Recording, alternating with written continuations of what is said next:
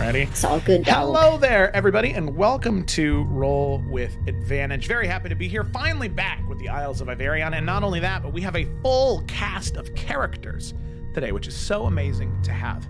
But no reason to dally or delay. Let's go ahead and roll the intro and get into tonight's session.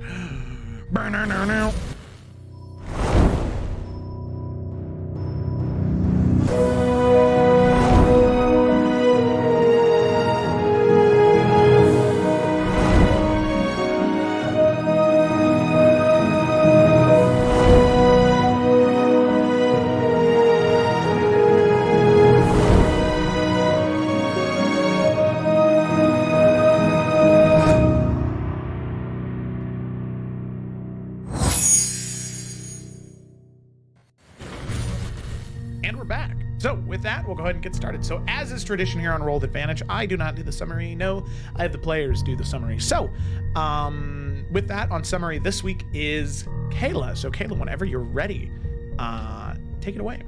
Hello. So, Book 5, Chapter 13, The College.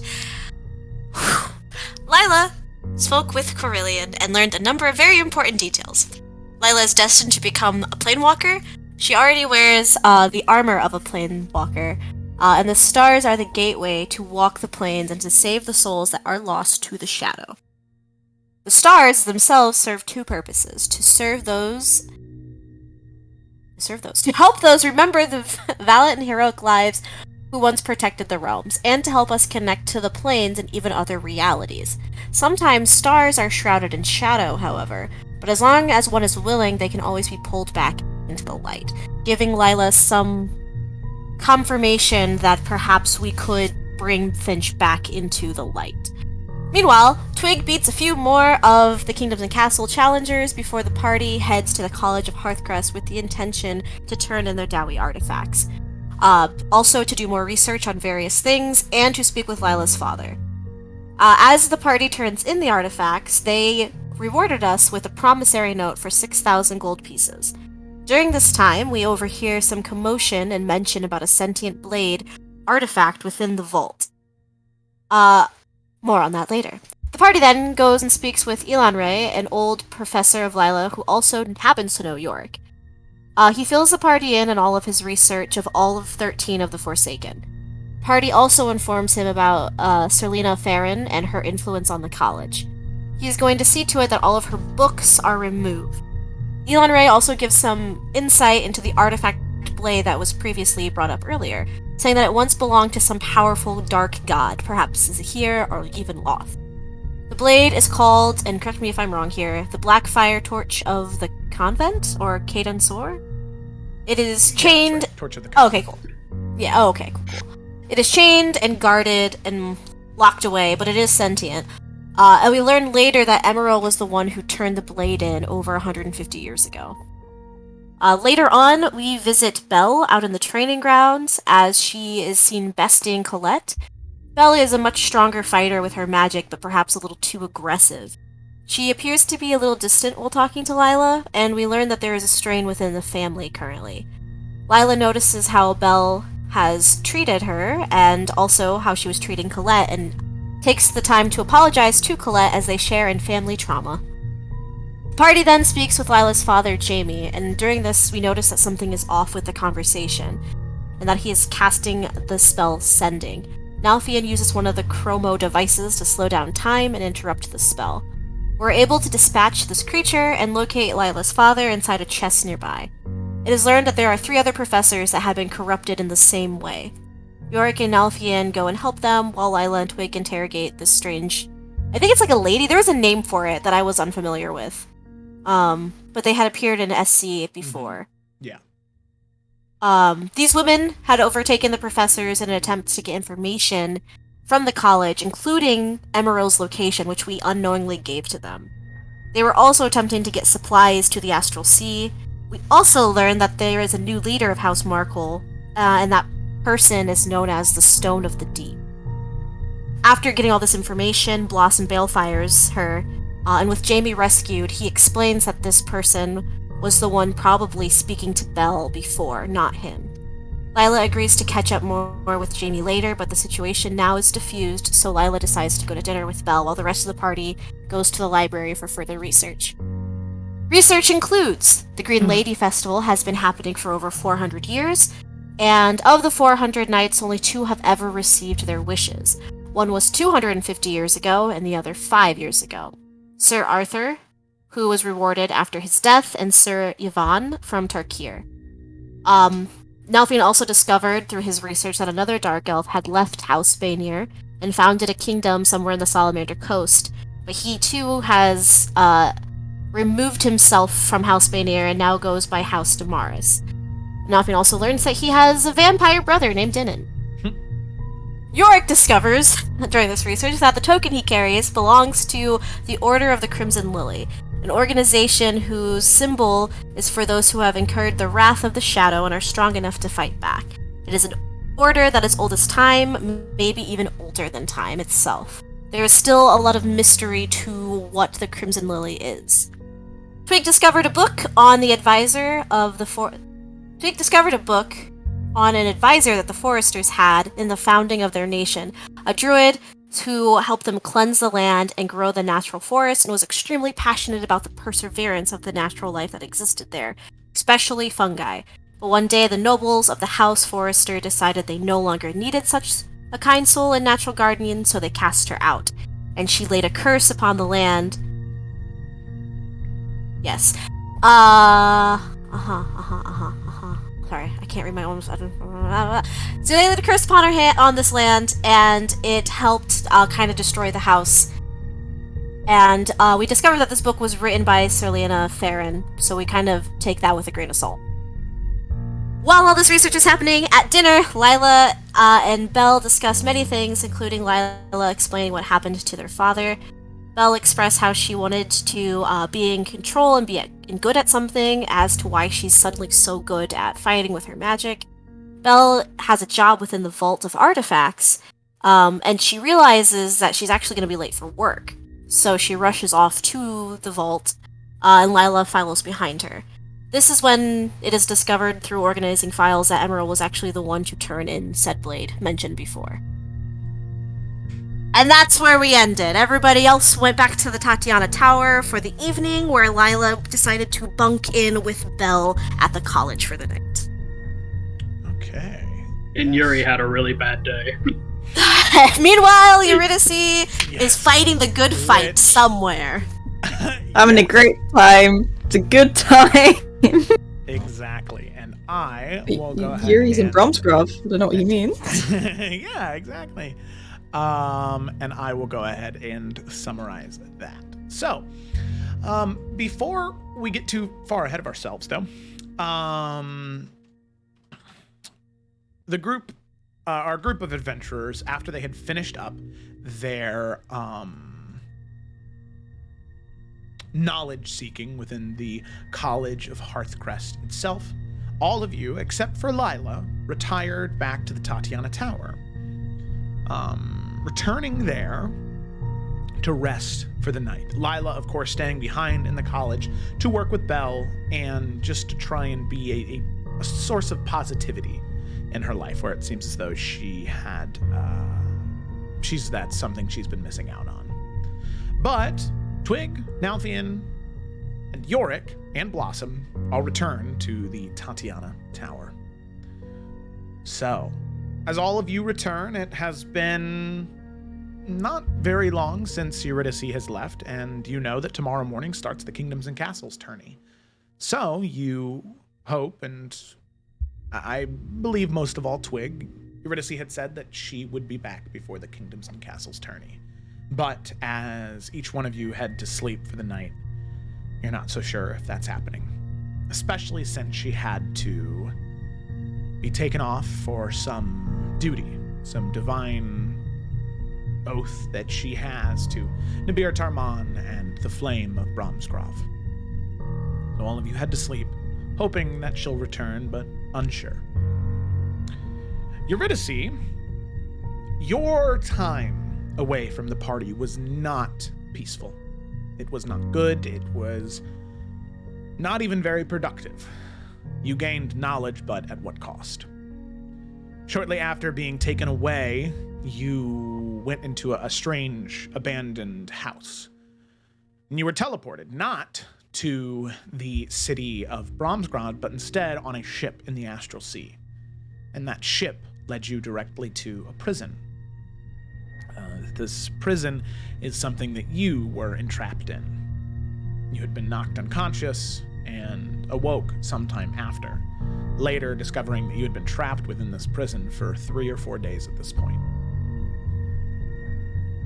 Luckily, however, you do break yourself out, using this astral copy of yourself to do the things that you were unable to do. You free yourself, and you also encounter Lady Maisa, the woman who had given you her dragon, which now have been embedded into your arms in the tattoos you now have there. You meet with her, and she seems strange. She seems off-kilter, but you would be too if you had just woken up in the same way that you did. So you continue to make your way through the prison, and you cut through and demolish so many of these prison guards. And you encounter the warden of the prison, a Gif, a sort of bipedal, hippopotamus-like human, a master gunsmith. Luckily, you're able to outsmart and outmaneuver as you head into what is called the Tomb of Faces. As you can see, in this room, there are hundreds, if not thousands, of faces in these small alcoves. Faces that you swear you've seen before. Could have been, as I said before, a merchant's face that you encountered on the road to Hearthcrest, a blacksmith in Wheat Hill, a fishmonger in Sand Point. People that you swear that you've seen before, but that just faded into the background. And at that moment, that is when Lady Maisa starts acting very peculiar. And then as you go to make your way into this final room where Lucky and your spear is located, Lady Maisa disappears.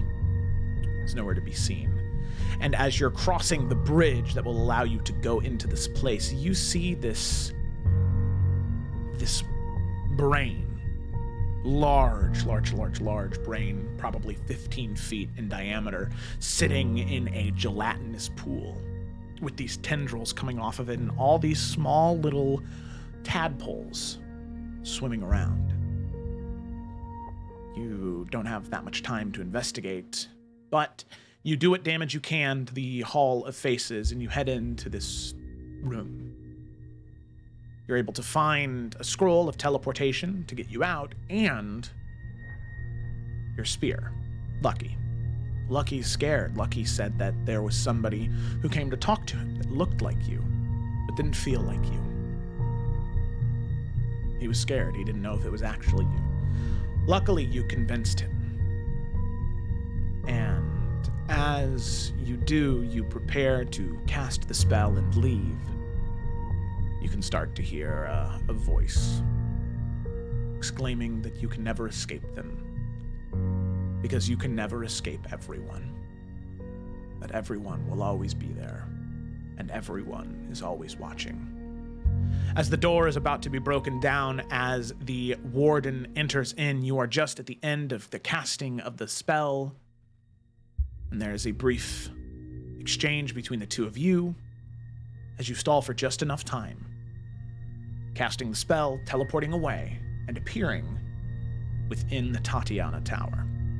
Immediately into your appearance, you startle Alfred, the butler of the Tatiana family, and he immediately tries to comfort you and figure out what's going wrong, and he sees the scars and the wounds, and immediately you are not sure if you can trust him, if this is a trick. There is this fear and anxiety setting in. And Alfred is able to convince you, at least partially, that this is actually him.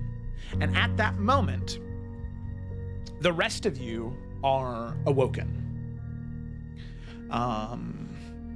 You can hear this sort of banging and clattering a bit, and I would say that Alfred would send each of you a message that kind of startles you and wakes you up. Sadly, Lila, you're the only one who does not receive this message.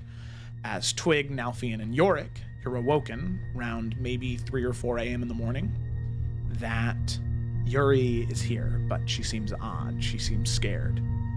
And with that, you're ready to see that is right where we left off, as you see Twig, Nalfian, and Yorick, and Blossom heading down the stairs. But Lila is nowhere to be seen.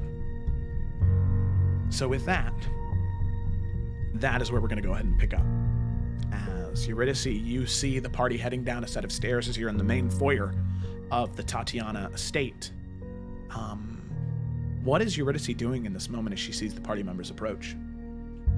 Okay, right. So initially, there are books that have been thrown on the floor. It looks like she's been rifling through things, like bookcases and stuff like that. So it's things like obviously pushed out of place.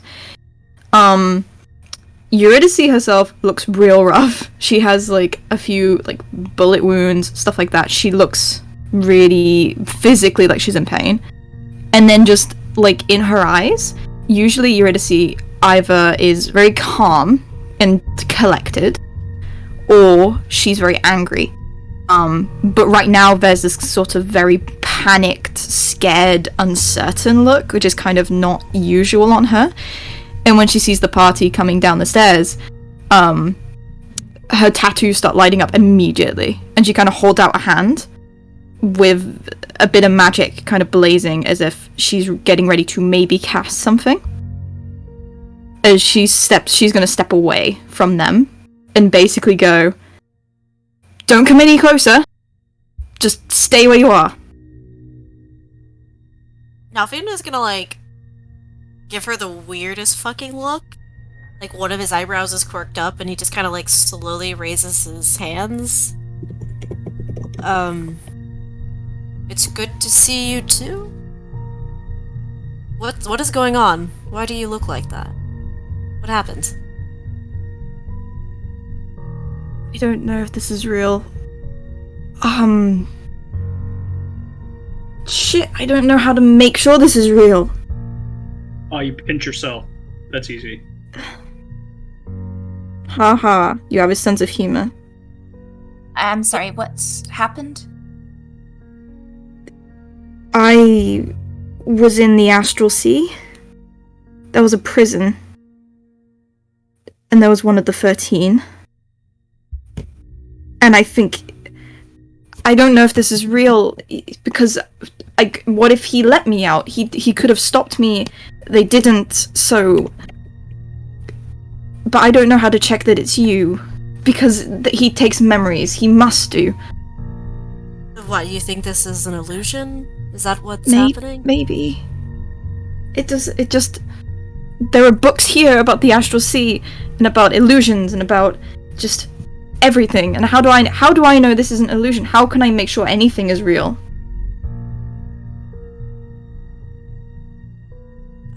I mean, Eurydice, it's us. I mean, you could ask us a question. No, it doesn't work. He takes memories. They take memories and they use them. She kind of like looks like she's rifling through her own head for a second, and goes, "I could try that." Okay, Twig, just step forward a bit. Okay. And Eurydice is going to cast... this is the only thing she has that's even adjacent. She's going to cast Dispel Magic, but specifically just on Twig. Okay.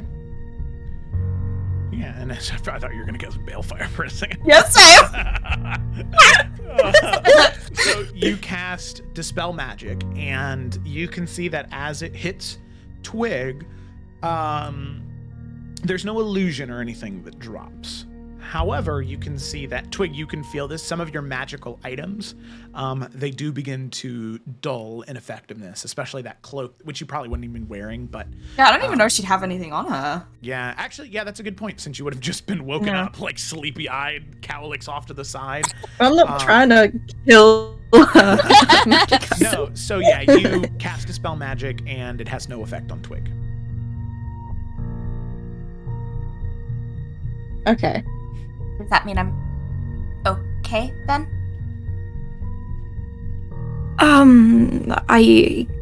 I guess. Maybe I'm being a bit paranoid. I'm sorry. She, drops her hand.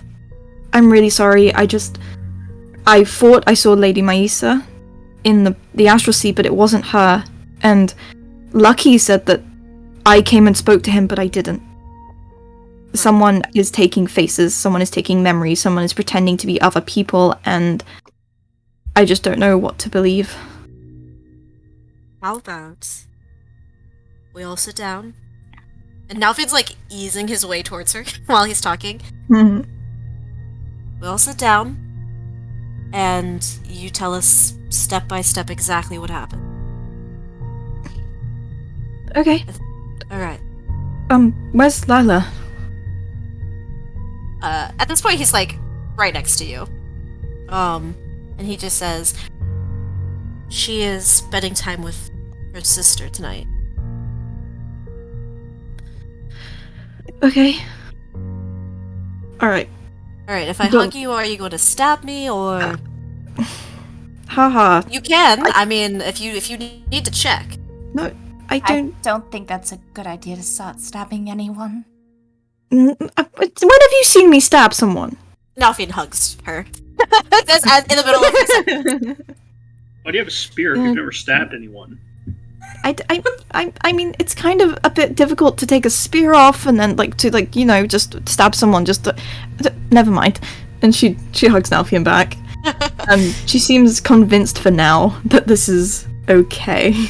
He'll, as he's hugging, he'll say, seriously, if you need to stab me, No, I've I'm been not. stabbed many times before. I know, but that's not by people who actually like you. I'm kidding. I'm Oh. just happy you're back. Okay, thank you. Come tell us what happened. Because I'm looking to Twig, very confused. Okay. And he'll lead toward. I guess Layla has a sitting room because she's fancy. There'd be a sitting room around here Yeah, where there you would. sit and talk. Okay. And as the tension is lowering a bit, Alfred will say, "Should I retrieve any calming teas, perhaps? Maybe some sweet treats to soothe the nerves?" Oh, yes, please. Oh, Yuri, sorry, right. No, you can bring them for Yorick. I'm fine, though. You're But just hungry. yeah, bring some. Oh, if I may, though, Eurydice, I might recommend some chamomile, perhaps, just to. Never mind. And he'll go off and. She narrowed her eyes at him. Yeah, better go before I get blasted. He'll head off to go get some small things. He returns a few moments later, but. Yeah, Yeah, and Yuri will go over to the sitting room. you don't have to go recount every single thing because I think for the most part we all kind of know, but just so our characters are kind of Yeah. Yeah, she'll go over it and the points she'll make a big thing out of, I'll just say. She explains how many people were there that were trapped, seemed to be imprisoned. She'll mention that lots of the guards who were mages had won, which is a College of Halfcrest thing, usually. And that when she walked into the room with all those faces on the walls, Lady Maisa was with her and did nothing to stop that. She all out tried to destroy as many as she could, and no attempt was made to stop that, and no attempt was made to stop her from leaving. And this thing told her to tell everyone what she'd seen.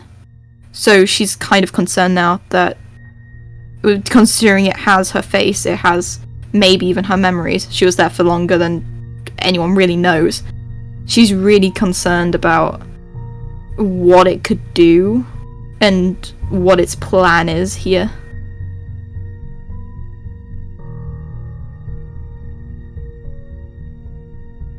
So yeah.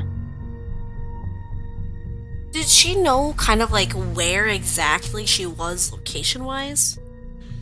The Astral Astral Sea. Sea. just in there. Yeah, not Yeah. like the planet Zion or some shit. Okay, cool. She was like on a boat for a second, then got Okay. knocked out, and then she Okay. was cuffed Yeah. somewhere. So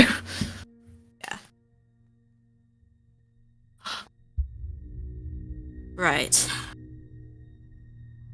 Well, that is uncomfortable. yeah, something We've happened to never my face. heard. Wait a second. Did Jamie tell us about this 13? Yeah, as you were talking to him, You're, and you would've been- you're not being picked Oh, up, Joe. I'm not. Still No. not. I can hear him. Am I? can hear am I him. here? Oh, Yeah. Kayla, can I- you hear everybody else? I can hear This is Kayla. awkward. I can't hear nothing. What? Oh, I can hear no. everyone. Yeah, What? her. Well, Yeah, I hear everybody. Ooh. Kayla, come back. Everything froze? Oh, I'm back. I think. Okay. Okay. Can there we you go. hear us? Is the question. Yes. Sorry, that was. Okay, good. Yeah. That was Yay. very strange. You good? 'Cause- Yeah, because we could hear you fine. Oh Um, wow, I'm trash. Sorry, but yeah, so- no, I No, froze. you're not trash. So yes, he would have told you about that, and he would have mentioned how sometimes they go by it, but most of the more official documentation refers to them as everyone. Oh wow, that's fucking terrifying. Okay. Then Nalfian would kind of explain what we figured out from Jamie. And he would just say, not Jamie, Elon Ray. Right? Alon Ray. Yeah. Yeah, Elon sorry, Ray? Elon Ray. Yeah. Sorry. Elon Ray, one of Lila's professors and friend of York's? Yeah, recent. Oh. Okay. Kind of gave us the rundown on all of the Uh-huh. 13. This one in particular, I guess that's just their trademark. They go by it or everyone, which seems to match up what you've said. Yeah. It's just terrifying because some of those faces on the walls, they were faces that I'm sure I've seen before. Everywhere we've been. And if it can take memories, there is no way to distinguish between who is it and who's the real person, because you can't just set up a code word or something. Sorry, did they have our faces? I didn't see any of ours, but I'm not sure if he needs them, or I'm not sure if maybe those on the walls were reminders or trophies, I guess. Because they didn't care about me destroying them. And they obviously have mine, and I didn't see mine anywhere. Well, I mean, sorry, I have moment of mine. clarification. Yeah? Were the faces, were they like literal faces, or were they like just, Masks? They were literal Like- faces, right? yeah. Yeah, they were faces. So then, Ugh. Skin. yeah, so it doesn't have, wait, does it It have doesn't- Yuri's then? Because Yuri has a face, right? Like, Yeah. Well, Yuri's face is indeed. It still has the skin. yeah, so it wouldn't have But Lucky- her face. but Lucky saw Yuri, had Yuri come and talk to him. Yes, that is also So it can true. still transform. So does that then say that Okay, he doesn't Here's use their face? here's what I'm saying. I'm saying that he can do it anyway, but he takes the faces as like some kind of reminder or like trophy. He doesn't need them. Yeah, okay. Gross. Got Because changelings as well, like I'm guessing maybe they can't always just remember off the top of their head. So maybe they take some of the more like normal or like the less memorable people that they want to become Real and quick, just like put them around the place. as Eurydice is describing this, anybody who's proficient in history, and Nalthian, I don't know if you are, but Nalthian can make a history check. Because this is something that could specifically be related to Nalthian or anybody with high enough history. What? Yeah. It'll make sense here in a second if any Okay, of well. these, if anybody. I Well, just- he's not proficient, but Okay, 16. Okay. We don't have any history proficiencies here. Nope. Oh, No. This is why we had Din. And Lila. Wait, does Yeah, Lila have it? And I we're just guess not. Lila- Lila's Lila's the one She's person. not having a here. sleepover. Bye. History Like- +7. But she's It's all not on here. Nalfian. At least he rolled well. Good, Yeah. good Suck. sister. Let me And check. just tell her when she sees you It's again. definitely not his. Now Strong he's a suit, historian but- here. That was high enough, Nalfian, but let me see if It was or wasn't. the DC for Nalfian was 15. It was 20 Oh, for bless other up. people, but this Smart is something- lad. Yeah. Well, Well, Nalfian has Damn. experience. Okay. I'm gonna stop beating around the bush here in a second. I just want to see if You're fine. Blossom is proficient too. So let me roll for her. Oh, that was a private roll. hey.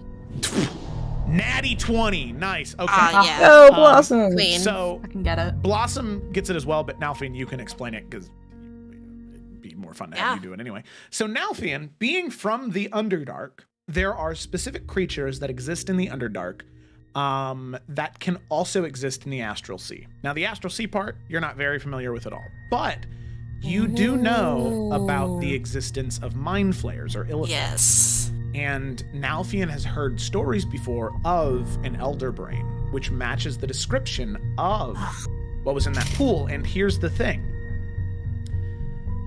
Elder brains have the ability to create tadpoles, which tadpoles are the only way where more mind flayers can be made.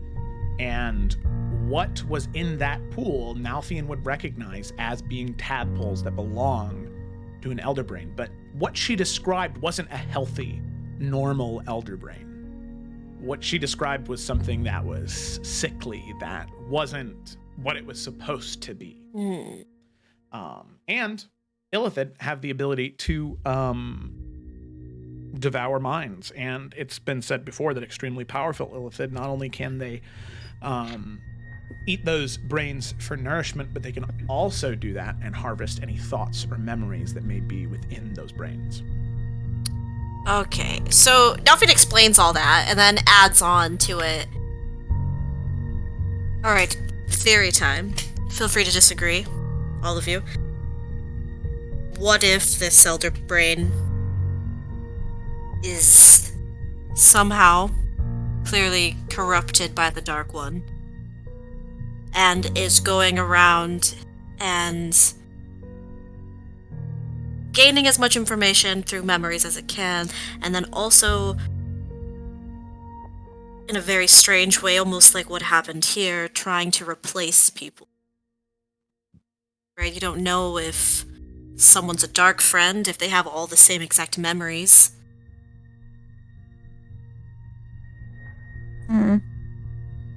That Just would thought. make sense. It's not a pleasant thought, but it's not unbelievable. Right, but your concern, though, is still just as valid. We just need to, as if we haven't before, if now even more so, watching what we say and how we say what we do to certain people. Hell, everyone. We can't trust anyone. Not fully. Not immediately.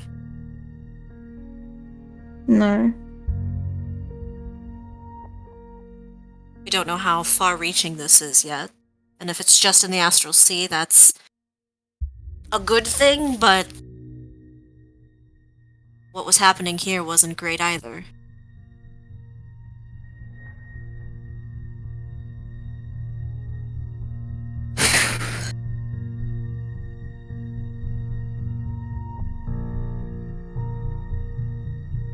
Yeah.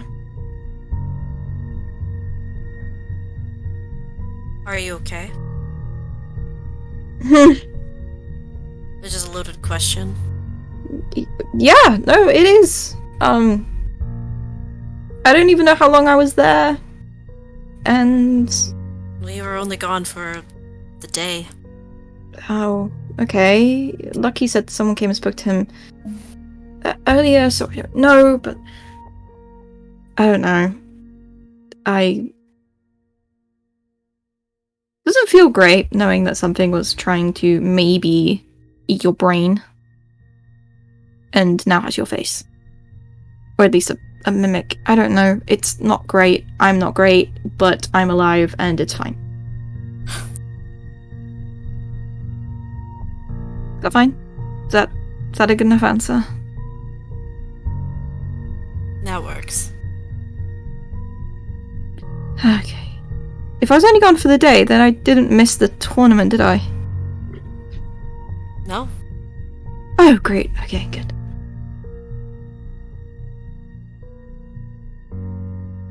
I think Right. you need to get some sleep. Probably. I think we all do. Someone's gotta win a tournament in the morning. Sorry for interrupting your sleep. That's quite important for focusing for an entire tournament. You returning alive is also really important. I know, but there's a tournament. I should go to sleep. I should go to bed. Yep. Yes. Okay. And Yuri's like, does like the slap on the knees thing and stands up. A little pit pat. Alright! Nice. Okay. So as all of you are beginning to kind of move up and return to bed, I will say that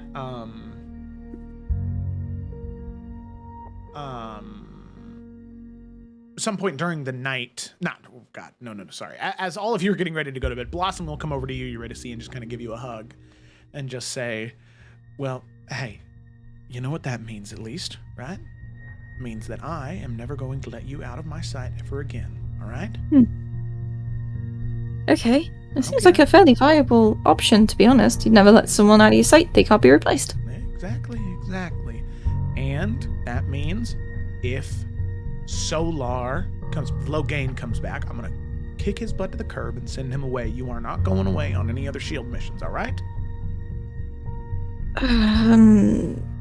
Okay.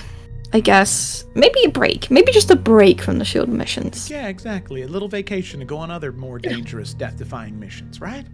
Mm-hmm. Right. All right. Get some sleep, girl. All right? Yeah, you too. All right. She'll give you one more hug. She'll head back up the stairs. Oh, love Blossom. As everybody is making the way back to sleep, is there anything anybody would like to do before they go back to bed?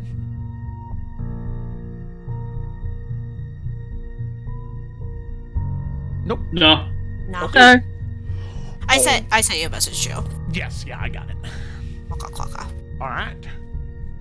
So, with that, eventually, the dawn does rise. And no longer do we linger in the night, but instead we prepare for the day. And today, of all days, is the Kingdoms and Castles tourney. So, as you all awake in the morning, granted, Twig, there was a bit of tension in the middle of the night. But as you awake now, bright and early, 6 a.m., 2 hours later, you awake. And I have to ask you, Twig, is there anything that you're doing in the morning to prepare for the tourney today? As you wake up, the blood of the champion running through your veins? Or is there something different going on in her head? I think it's that kind of thing of just like waking up, like with anxiety, you know? Something is already wrong. Like having that immediate like first thought of just like, oh shit, it's today, but not, you know, oh shit, because it's Twig. Yeah, it's just that kind of immediate just like start off with just like sitting upright. Probably spends like a solid like 30 seconds just like there, just like, you know, fingers kind of like sprayed out of just like, you know, almost like a balancing, like internal balancing, and just being like, deep breaths. Okay, I've been taught this, deep breaths. And then just immediately on like a bedside table, whatever the shit, next to her, she has her cards. Actually, wait, no. She's gonna get her card deck from out under her pillow. Oh my god. You gotta learn the deck by osmosis. Yeah. And just immediately, first things first, she's just like thumbing through the cards, just rereading, like taking a card, like putting it to the back of the deck, and just like keep going in like a carousel motion, just over and over again. And she's just gonna sit there and do that for way too long. Okay. Alrighty. Yeah. 1, 2, 3, 4. You go through all 60 cards of the deck. You've got it. You've got every single card memorized. You know the synergies. You know the plans, the strats. You've got it. You collect all your items, Twig. And what are you wearing today? Wearing anything special? What is she doing physically with her appearance to prepare for this tournament? I mean, I think she's the kind of person where it's just like it's all in the brain, you know. Yeah. She's not dressing up anything special, but she's making sure she's not gonna wear them yet. But she has like the sunglasses that Nalfian, you know, bought for her. And she's just gonna have those just tucked away, ready to bring them out.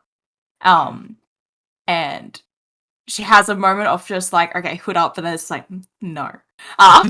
Keeps that Yeah! That's my girl. But yeah, she's very much, it's all in the mind. She's not doing anything special like that. She's just like, you know, that shit's not gonna win me this tournament, my brain is. It's all about the skill, baby. Okay. But yeah. Alrighty. Wonderful. So, Twig, with that, you're ready? You're suited up, hood down, deck in hand, items all with you. You begin to descend down the stairs, or out your room and down the stairs. As you can see, unless there was anything else any other the party members wanted to do, they're all there waiting for you. Well, Dalfian would have like enlisted Yorick, because my man knows food, to like make a really good breakfast. So you can't play on an empty stomach. For some champions. So I just feel like imagine Yorick and Nalf with their little aprons working in the kitchen together. Mwah. Oh yeah. A+ breakfast.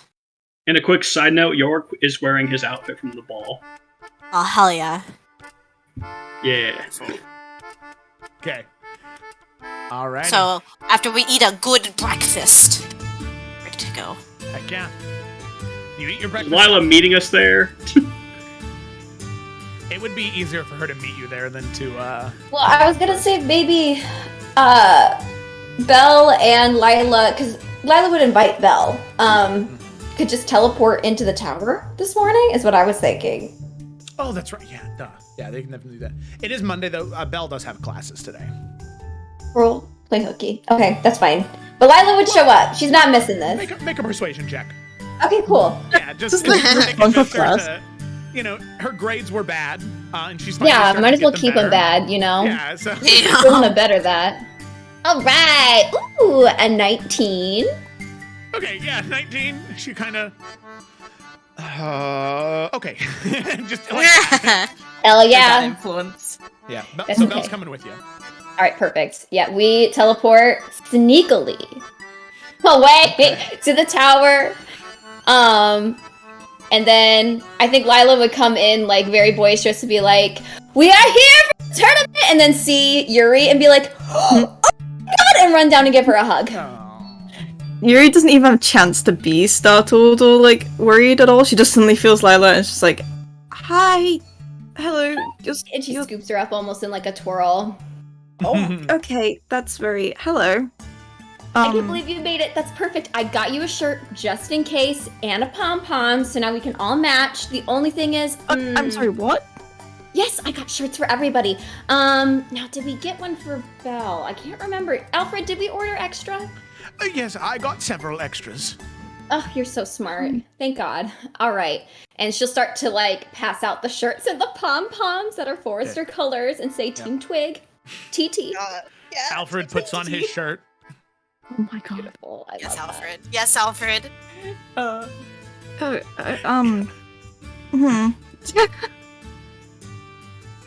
I feel like that's a lot. It is. It is a lot. There couldn't be anything better for the winner, the champion. Love a good I support haven't system. won it yet, so, you know. True. Not with that attitude. See, it's all about manifesting it. You gotta manifest, all right? Oh my You gotta manifest, Twig. I'm gonna manifest go around that that victory. room to go and put on this shirt and leave this to run its course. All right, everyone, let's let let her breathe. Let her focus. We do not need to distract her with all this extra. We can be supportive, but we'll be supportive at a nice distance so she can focus. You can see Alfred, he looks down at his shirt and he starts to take the shirt off, sadly. No! Oh, we're still wearing the shirts though. All right. I mean, I am. Unless... Go ahead, sorry, go ahead. No, it's all good. Go. I was just saying Lila continues to wear the shirt. I also got shirts for the two squires. Oh, hell yeah. I want to see Daddy in the chat. Yes, how could I forget? Danny and... You see Danny and Trouble start making their way down the stairs. Morning, lads! Oh, who are they? You don't remember me? As you can see, Danny Oh my god. is bipedal. Oh my god. He looks a lot like Rocket Raccoon. Oh. Because of a spell that Alfred cast that kind of got messed up. So now he's like permanently like bipedal. Hey, Oh, you remember Hi. me, right? I remember back. you I'm being the one- on 4 legs. Yeah. Look at me okay. now. And he kind of does like, he'd jump in a heel click. Oh, right. She looks at Nalfion like, what the fuck? And then you see the He black just does the tabaxi. slow blink and just nods. I don't think I've met you before. Hello. This is the cat. Yeah, I am, they call me Trouble. At least he does. And I've kind of resigned myself to it. If you prefer to call me by my real name, it is Tiberius, but at this point, I feel like I'm always in trouble, so I feel as though it makes sense. This is a defeated Trouble man. is a nice name. Trouble is a lovely name. But if you prefer your real name, then that is fine. I'm Eurydice. Nice to meet you. Nice to meet you too. And you are squires. Why? Oh. Yeah. So, at the end of the week, there's another tournament, Oh my god. different one. In preparation for the Green Lady, they're throwing a different tournament to give the knights a chance to showcase their ability. And I thought it'd be fun, and I wanted to represent House Forrester. Needed some squires, and wouldn't you know it, these two show up in the nick of time. Oh, really? 2 people just Oh. happened to show up at exactly the right time. And you let them stay in the tower? These two right here. Nalfion like it's puts not his like it hand was on. exactly right on the right time. You know, we got here like, what is it? Like, it's like a week early. You know, we're even better than on time. We're early. Which is great. And I mean, we know we could trust Danny, and so, you know, if Trouble has been with him this whole time as well, then, you know. Yeah. Yeah. And he'll Danny will like lean into you, Eurydice, and be like, listen, Trouble's gone through a really rough time. All right. His wife left him. His kids are estranged from him. You know, and he needed someone to help him up back on his feet. So I was willing to do that for him. So if you could, you know, just show some kindness to him, I would really appreciate it. And Trouble looks at you and he just goes, none of that is true. I do an insight to see who's lying. Yeah, make an insight check. On Trouble or Danny? Trouble. Okay, on Trouble. Oh, that wasn't that one. Oh. He's definitely lying. Okay, he has He no has children. Good to know. Well, no, it's from your perspective, it seemed like Trouble was lying. Like he does have children Yeah, and a wife that left him. His Yeah. children have left him. His wife's Yeah. left him. Everything's gone to shit. Yeah. Yura just gives him a really sympathetic look. Oh. Okay. Aw. But she also inches very quickly away from Danny when he tries to get close to her. Like she obviously doesn't want to be in his space. She's like, please leave me alone. Okay. I know that feeling. Danny Had sits that on the before. couch and he really just kind of spreads himself out, you know? Oh my god. Oh my god. Yeah. Okay, to live action cast this, Danny DeVito as Yes! Yes! His little pop belly is kind of hanging out. If possible, while this is happening, Delphi Yeah. did want to pull Twig aside. Kind of like into the other room, if possible. Yeah, of course. Okay. Real quick, I know she doesn't care, and I know it's about her brains, but Nalfion would kind of like do a quick little fixeroo to her hair. And then kind of look at her and say, "So how are you feeling?" I mean, I think I'm prepared. I went through my deck 15 times this morning, so, because I realized I started going through it a 13th time, but, 13's a bad number, and so, well, I went to the 14, but, 15's better than 14 anyways, so, Right. Give me your hands. Should give him. Close your eyes. Close him. And take a real big deep breath. Deep breath.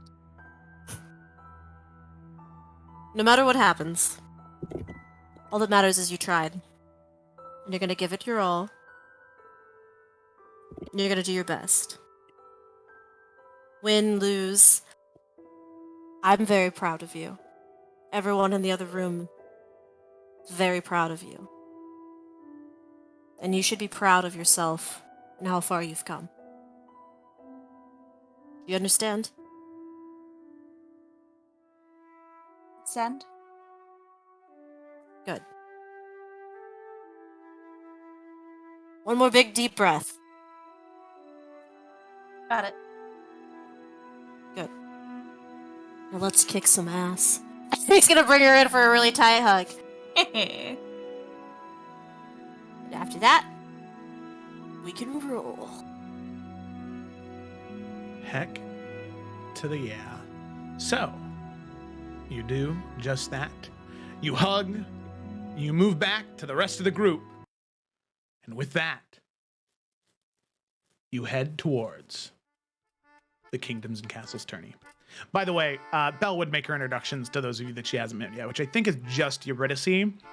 And Eurydice is cagey as all fuck. Oh, all these Yeah. new people after everything, man. I mean, they can't all be everybody, you know? Oh, I fucking can, it's everyone. she's Man. crazy-eyed looking at everybody. As all of you begin to you get into a cart or you start walking towards the carts to go to the Kingdoms and Castles tourney, Belle would kind of lean over to you, Lila, and be like, I don't, is she always like that? No. Oh, Yeah. okay. I don't know how to ask about it yet, because there's a lot going on. But no. Okay. Just making sure. She came back from a really big mission, so maybe someone died, which is really sad. Oh, yeah. So anyway, the But other hey, day when I was in happy! class, she starts telling me. Swings a pom-pom. Yeah. And you can see that she has, the more time she's spent around you, she's taken on a different light. She's calmed down more. She's relaxed more. She Yay. starts telling you about a class that she had the other day with one of the headmasters, Etcher, the headmaster of the School of Illusion Magic. So, Ilon Ray's supervisor, pretty much, a Warforged. And starts telling you about a class that he had, and you would have had Etcher as well, just sort of going on this long tangent that lasted literally all of class time about something that wasn't even anything related to anything that was on the syllabus. Oh my god. Yeah, which you know exactly what Etcher does. Okay. Classic guy. Classic Etcher. But that does bring up a good thing to keep in mind is that when the party, in several days here, so before the night tourney, they will be having a trial where pretty much they'll have to explain their actions and what they did with Alonray and to stop or to save the 4 headmasters that they did. And I do need to make a small correction from what I said last session. I said that there were 9 headmasters at the school. There are 9 major headmasters, and then there are 11 minor headmasters. So there's 20 areas of study within the College of Hearthcrest. But all 20 headmasters will be there. But really, you're only trying to convince the 9 headmasters of the different schools of magic. So, and you'll meet them later. But the ones that you know is Miles Barn, which was the one of the people you saved. Miles Barn, head of Conjuration. Emmanuel Lane, head of Divination. Rosa Black, head of Enchantment. And then Jamie Tatiana, head of Evocation. And we'll talk about the rest of them when you get there. So with that, you make your way across the College of Hearthcrest, or across the city of Hearthcrest, my bad. And you make your way to the Kingdoms and Castles tourney. Is anybody doing anything on the way there, or are you just ready to get to the tourney grounds? Or, well, the tourney tables, I guess. I think Lila, sometime after Belle had mentioned and like talked her ear off about that story, she would find a moment to like walk over with Eurydice and just kind of like loop her arm in Eurydice's arm and just be like, hey, we really missed you, but it looks like you're limping a little bit. It must have been a really hard mission.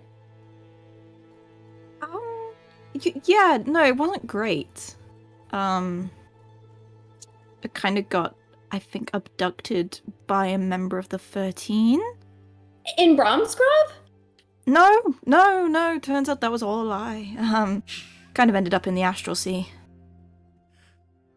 Her jaw's on the ground. Not literally, but you know what I mean. The Hidden Flame, well, not really the Hidden Flame, I don't think. And I ended up in this weird prison in the Astral Sea where I think they were trying to take my face, my memories.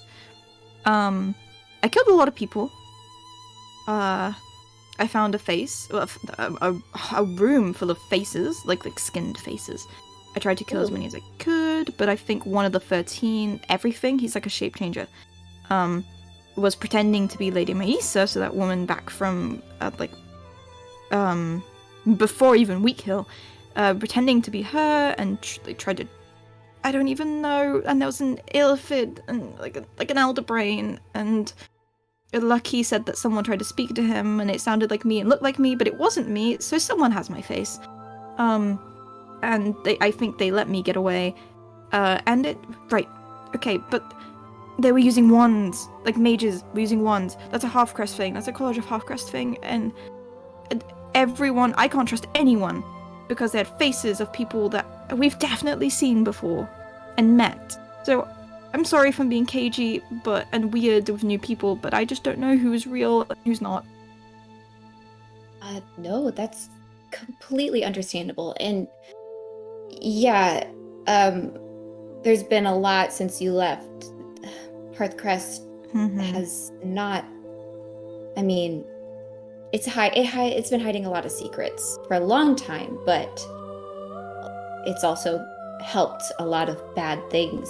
I don't think on purpose, but a lot of knowledge is a lot of power, and when the wrong people get to the right stuff, it's not been good. So I unfortunately am not too surprised that Hearthcrest influence has gone that far, even to the Astral Sea. And I'm really, really, really sorry that happened to you. I can't believe, how did we miss that? We just let you go. I mean, I went. I didn't look into it, I didn't check, I just believed them. And I was stupid. You were not stupid. We all were just like, oh yeah, Hidden Flame, never met you before. Let's just let you buy Eurydice, one of the most important people in our team, Dawnbringer and all that. Have fun. That was dumb. We'll never do that again. Oh my god. I can't. Thank God you're alive. One guy tried to shoot me through the thigh, which really hurt, but I blew his head off after that, so it was fine. I can astral projection. It was fine. Ooh, that. Okay, we're talking more about that later. Astral projection, and then she will, when they like stop at a crosswalk or something, she will place her hand on the wound on your leg and cast Cure Wounds to patch that up. Oh, thank you. Okay, that's better. Yeah, I mean, we got a lot of walking and standing and doing the wave in the stands. So, well, shares? I don't know if there'll be stands. I don't know if there'll be much of an audience. We might be the audience, but... That's fine. We'll just be super enthusiastic about it. That I can do. I'm just glad you're okay. I really, really missed you. Doesn't feel right when you're not here. I missed you guys too. It doesn't feel right being apart at all. So we just won't do that again. Problem solved. Amazing. Great. And she'll give you a tight squeeze, but then... Oh, ow. Okay. Oh, sorry! No, you're good. You're fine. You're fine. But hey, if you're ever not sure it's me, think of something super whack off the wall. I'll read your mind. Then you know it's me.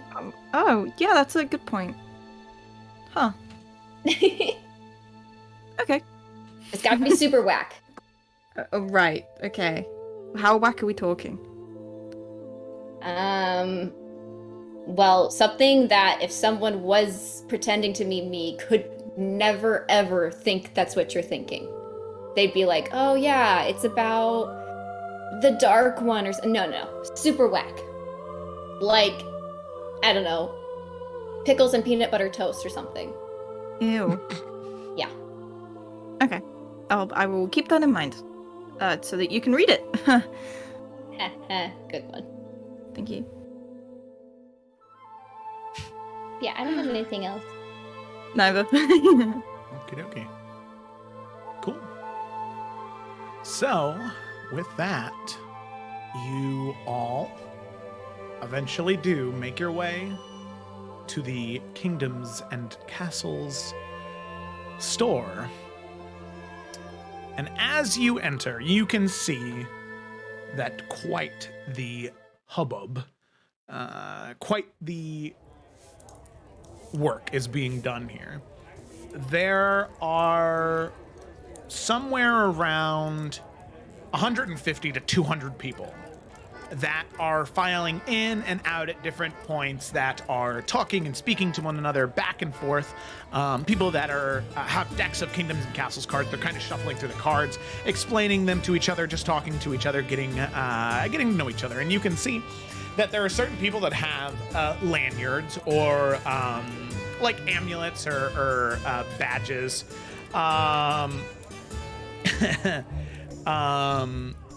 that denote what bracket they're playing in, whether it be in the professionals bracket or in the young adult bracket. So you can see that the young adult's wearing blue, the professional's wearing yellow. And Twig, as you make your way up and over towards Thomas Myanthes and Fro Myanthes, you can see that they greet you with a smile. And Thomas says, well, hello there, Lady Twig Forrester. It's a great pleasure to have you within these hallowed halls. I would like to present to you your amulet. Here is this for you to denote your status within the tourney grounds.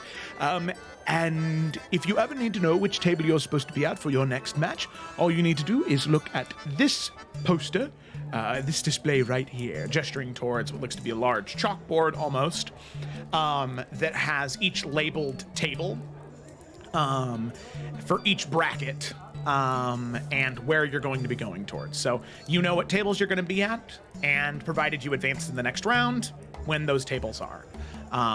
You see your first opponent listed there, and Thomas says after you look at that, the first round will begin in about an hour, so feel free to look around, get to know some of the people that are here, and, well, we have a bit of a ceremony before things get started. And, well, we have hired some professional actors from,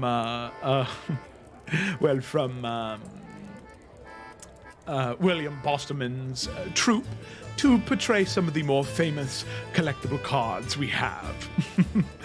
It's cosplayers. You can see as you look around, scanning the audience, you can see, you recognize some of these cards. You can see somebody cosplaying as a high elf woman cosplaying as Arella Dondarian, the famous world-renowned dragon rider. You can see someone cosplaying as Alex Silverfoot, this wood elf woman with fiery red hair and no Doggelin next to her. Instead, there's just a German Shepherd. But you can see the German Shepherd is wearing like leather armor to kind of mimic the scales of a pangolin. You can see a what looks to be a Varnas Halmaru. You can also see a Tauren Shadowstone, one of the newer cards that he had told you about just the other day. You can also see what looks to be somebody cosplaying as Good King Tarkaz Omen, the first ever king of Tarkir. And you can see all of these people wearing armor-ish, walking around. And strangely enough, you all can see, somebody that Twig, Lila, and Nalfian would recognize. You recognize William Bosserman. You can see that he is here. And you can see that William Bosserman... You mean Twig, Nalfin, and Yuri? Sorry, what did I say, Lila? Yeah. Okay, sorry. Twig, Nalfin, Yuri can see William Bosserman, and you can see him cosplaying. You can see, like, these rough leather straps. He's been working on his physique a fair bit. He's grown out his facial hair, longer hair about down to his shoulders, and he's holding an anchor in his hand. And you can see that as he's just sort of talking to somebody in this, like, really gruff voice, you can see he kind of sees all of you, and his eyes shoot up, and he starts to shout out, hello, Allison, and Maisie, where's the other one? Yes, Duncan, back there, come. And he starts walking over towards all of you, and for those of you that have seen him before, the resemblance is there. Obviously, William Bosserman is a human, but physique-wise and stature, he looks very similar to an old companion of the group, Grog. And as you see approaching, you can see peeling out through the audience, or the groups of people, a woman wearing reds and oranges with long auburn hair with these flame-like tattoos. You can see a younger girl around 16, hood up, green, and a green hood and dark brown hair with a crossbow in her hands. And you can see the man that he called Duncan, a drow man, wearing a dark, black leather armor with a red cloak at his side and long white hair draping down his back. And you can all see of the three of you cosplayers. I think this whole time Twig's been trying really fucking hard not to just, like, disassociate and, like, shut down, because there's a bunch of people, there's a bunch of pressure, like, a bunch of shit's happening. And then just see this, just fucking no thought, head empty. And you can see William Bosserman approaches you and he says, well, if I'm being entirely honest, for one, it's so good to see all of you again. After everything that happened in Raven Rock, and after hearing what had happened from the captain of the guard, I was inspired. So when my troop arrived and they were conscripted and paid by the kingdoms and castles tourney to portray different heroes, well, I wanted it to be a surprise the next time I saw you, but I've written a play about your adventures in Hearthcrest. In Raven Rock, sorry. In Raven Rock. And, if I do say so myself, it is quite the success. Oh, people love a performance about the town they live in. Hearing all of you fight at the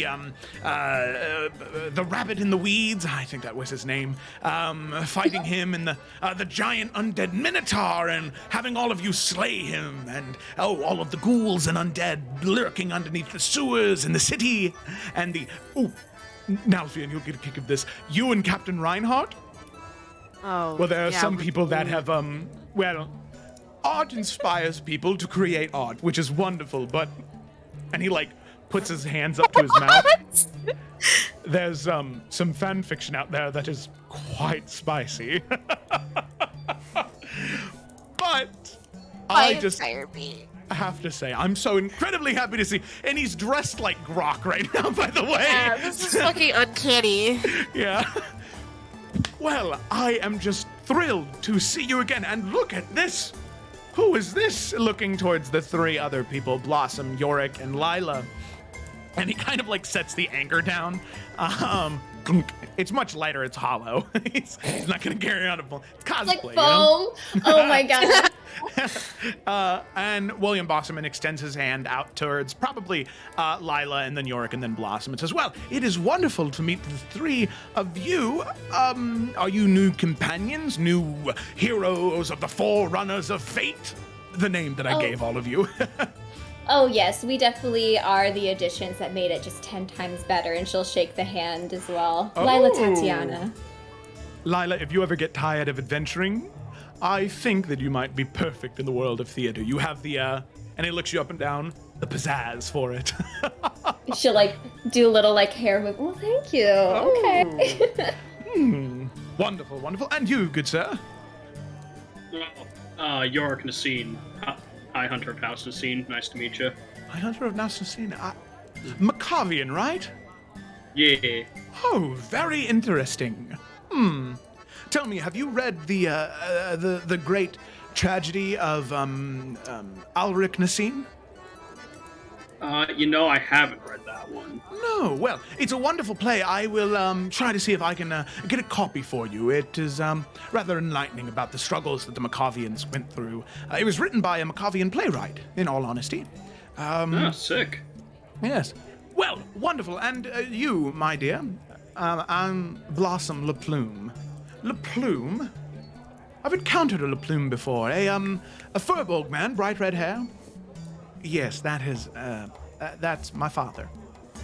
Oh, well, wonderful, wonderful. I'm always happy to meet the lineage, the fruit of the tree. Wonderful, wonderful, wonderful. Well, Blossom LaPlume, it is my great honor to meet you. Well, and he looks back towards Twig. So, here for the Kingdoms and Castles tourney, are you, young Twig? Yes. I'm gonna be competing, Oh, interesting. Well, I wish you the best of luck. And it seems you've taken to keeping your hood down now, is that right? Yes.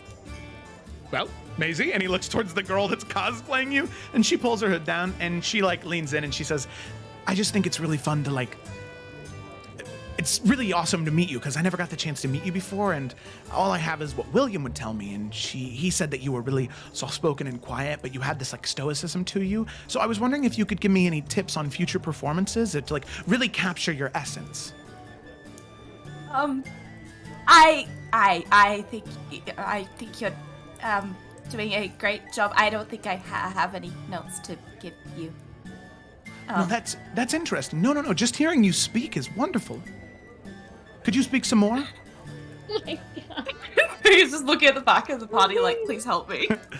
Well, I think that's enough of that. Gotta stay focused in the game she has. Of course. I didn't mean to. I think I got it. Well, it was wonderful meeting all of you. And Twig, good luck in the tourney. Sure. Amazing. You. She'll sort of give it a little curtsy. Also, do you prefer to go by Lady Forrester now? Or Lady Twig Forrester? Either or is fine, I think. All right. Of course.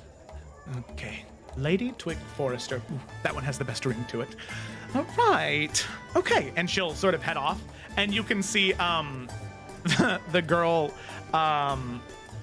Allison, she moves over to you, Eurydice. She's a little bit taller than you and a little bit lankier, but you can tell that she's done quite a good job with the tattoos. They're not perfect, and you can kind of tell whenever she moves her arm up, the tattoos aren't everywhere. They're only in the places that are very easily accessible and easy to create. And she kind of looks you up and down with your new aesthetic. So this is like Eurydice when she was in Raven Rock. And she's like, that looks wonderful on you. Thank you. I didn't get much of a choice. I think it's nice. You look great. I mean, not because it's... I mean, you've done a good job. Well done. No, if you have any pointers or tips, I'd love to. I already know that I'm going to be redoing the whole aesthetic. I thought that it was still the reds and oranges. I'm so... Well, I mean, there's bits of it. It's just that it's more of a... I guess you could think of it as Children of the Flame, but not quite. You know? Like, there's like... it's supposed to be different. The but if you just... influence is kind of mixing it all in there. Yeah. A little bit. Okay. And the dragon tattoos, where did those come from? Oh, that was burned into my arm by... You know what, I won't get into that bit. It's there. It looks... You could probably just, like, stencil it on or something. The details don't really need to be there if you're from a distance, you know? It works fine. If you just switch your tattoos to white, to be honest, that's half of it, really. Or you could do the wings if you really wanted to. If you wanted to go, like, all out extra. The wings? Yeah. We're not going to be doing any fighting today, are we? I hope not. Also, Joe, do we have a long rest now, technically? Yeah, you have a long rest now. Yeah. Eurydice? Yeah. Yeah, Eurydice would have got one. Yeah. Okay. She just goes, okay, and she like steps so she's not gonna just fucking hit someone. And then just these like white with like slightly gold tinged wings. So they're quite long, but you could probably just like make them a bit smaller and it'll probably be fine. I'm not sure how you do it practically though. Oh, beautiful. William, I need 500 gold right now. William, yes, go get it from the coffers. Go. You need to fix your look immediately. I didn't realize how off we were. Go! Allison, go! She runs off. She's got to go supply shopping now. Oh my god. Eurydice's wings kind of like fell inwards and she's like, did I do something? No, my dear. You are an inspiration to us all, but specifically Allison, to get her shit together. I'm so sorry. Okay. Have you ever met Lucky, actually? I feel like you'd love him. Eurydice, you're overwhelming them. I'm sorry. I just thought he'd like to meet him. Now they're gonna need another dog that's on fire. There's not many. So Allison has run off, by the way. She went to go grab money. Yeah. So you can see William goes, Lucky. Maybe some of the time. Yes. I don't know if I can. I can transcend my autistic thought process again. No, you're good. The wings kind of like shoot back in. He's like, and she kind of just steps back like, I'm sorry. You can see at this point now Duncan kind of makes his way over towards Nalfian. And Nalfian he's not nearly as handsome as you are. Well, no one can be. Yeah. Of course. Was that a question? But he looks you up and down. Pride. I'm sorry. So, what's your workout regiment? Can you handle it? I'd love to try. I always try to commit entirely to the characters I have, and I can tell I'm slacking a bit. So, what do you do? Nalfian narrows his eyes. Part of me wants to give him the fucking One Punch Man workout, but I won't. Alright. So, first of all, you're awake before the sun is even touching the ground, right? Alright. You go for a 30-minute run, and it's a sprint, my friend. 30 full minutes, full out. You get back, we do at least 100 push-ups, 150 sit-ups, 200 squats, And if we're really feeling it, if we're gonna focus on leg day or arm day. If it's arm day, we're gonna really push our weight. How much can you lift? Depends on the day. Maybe. Are we talking deadlift or? I'm talking deadlift. I'm talking bench press. I don't know. On a good day, maybe 200, 150 pounds. All right, better question. Can you do that? Hold that while sprinting, because strength's only going to get you so far. It's all about the cardio, a little bit of CrossFit. You ever heard of CrossFit? Yeah, I've heard of CrossFit. Nothing's going to go... yeah, right? Nothing's going to go really in-depth on some CrossFit real quick. Yeah. He takes out a small journal. He starts taking notes down. Like, he's taking this seriously. Like, he wants to be as good. So he takes notes and he folds it up after you get a guess name. I was like, what's a normal deadlift weight? I honestly don't know. No, you're asking me questions like Kayla doesn't have this baseline knowledge, but Nalfia does. These are just words I hear people use. So he gets the knowledge, the information, and he's like, all right, yeah, thanks, man, thanks, I appreciate it. Goes out to shake your hand. Nalfian shakes his hand and he kind of like brings him in close and he says, and if I were you, I'd lose the wig and just grow it out.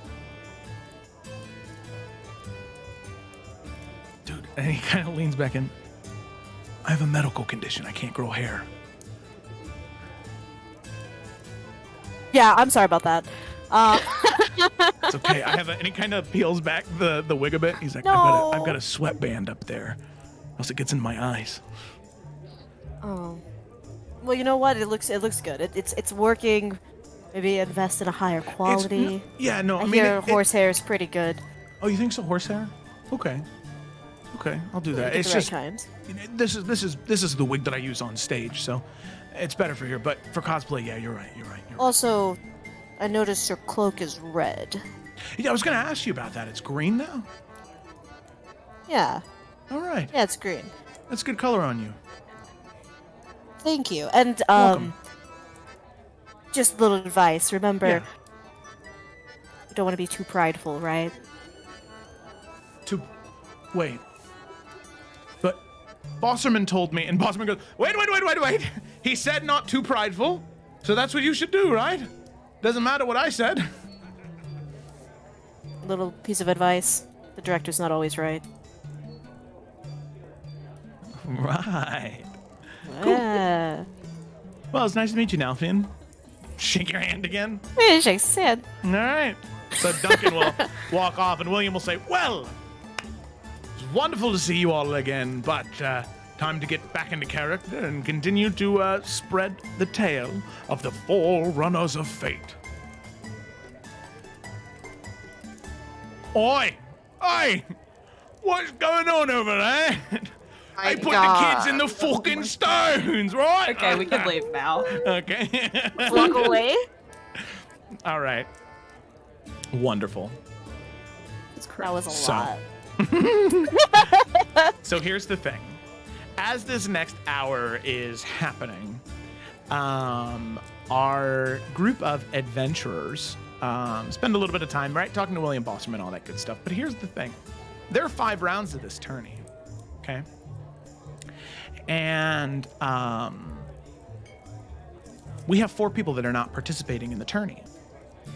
So what I'm going to do is for each one of you that's not participating in the tourney, I'd like you to take the next little bit to think about a character that would participate in this tourney. Because all of you are going to be role-playing the characters that Twig goes up against, except for one. No. Fine to me. So That's so fun. I want you to think of your characters. Think about who may be at this tourney. What type of person might be here. And the only thing that I'll say is that any same. current NPCs that exist within the world are off the table. Has to be something original. So with that, as all of you think about your characters for the tourney, as we prepare to go into it, as you can see Thomas approaches the stage, ready to make his announcement. That is where we're going to go ahead and take our break, okay? Oh, Alrighty. so fun. So take the break to figure out who your character is, and then we will, when we return, we'll see what exactly is going on here. All right. Thanks for watching so far, and we'll be right back. Bye, no.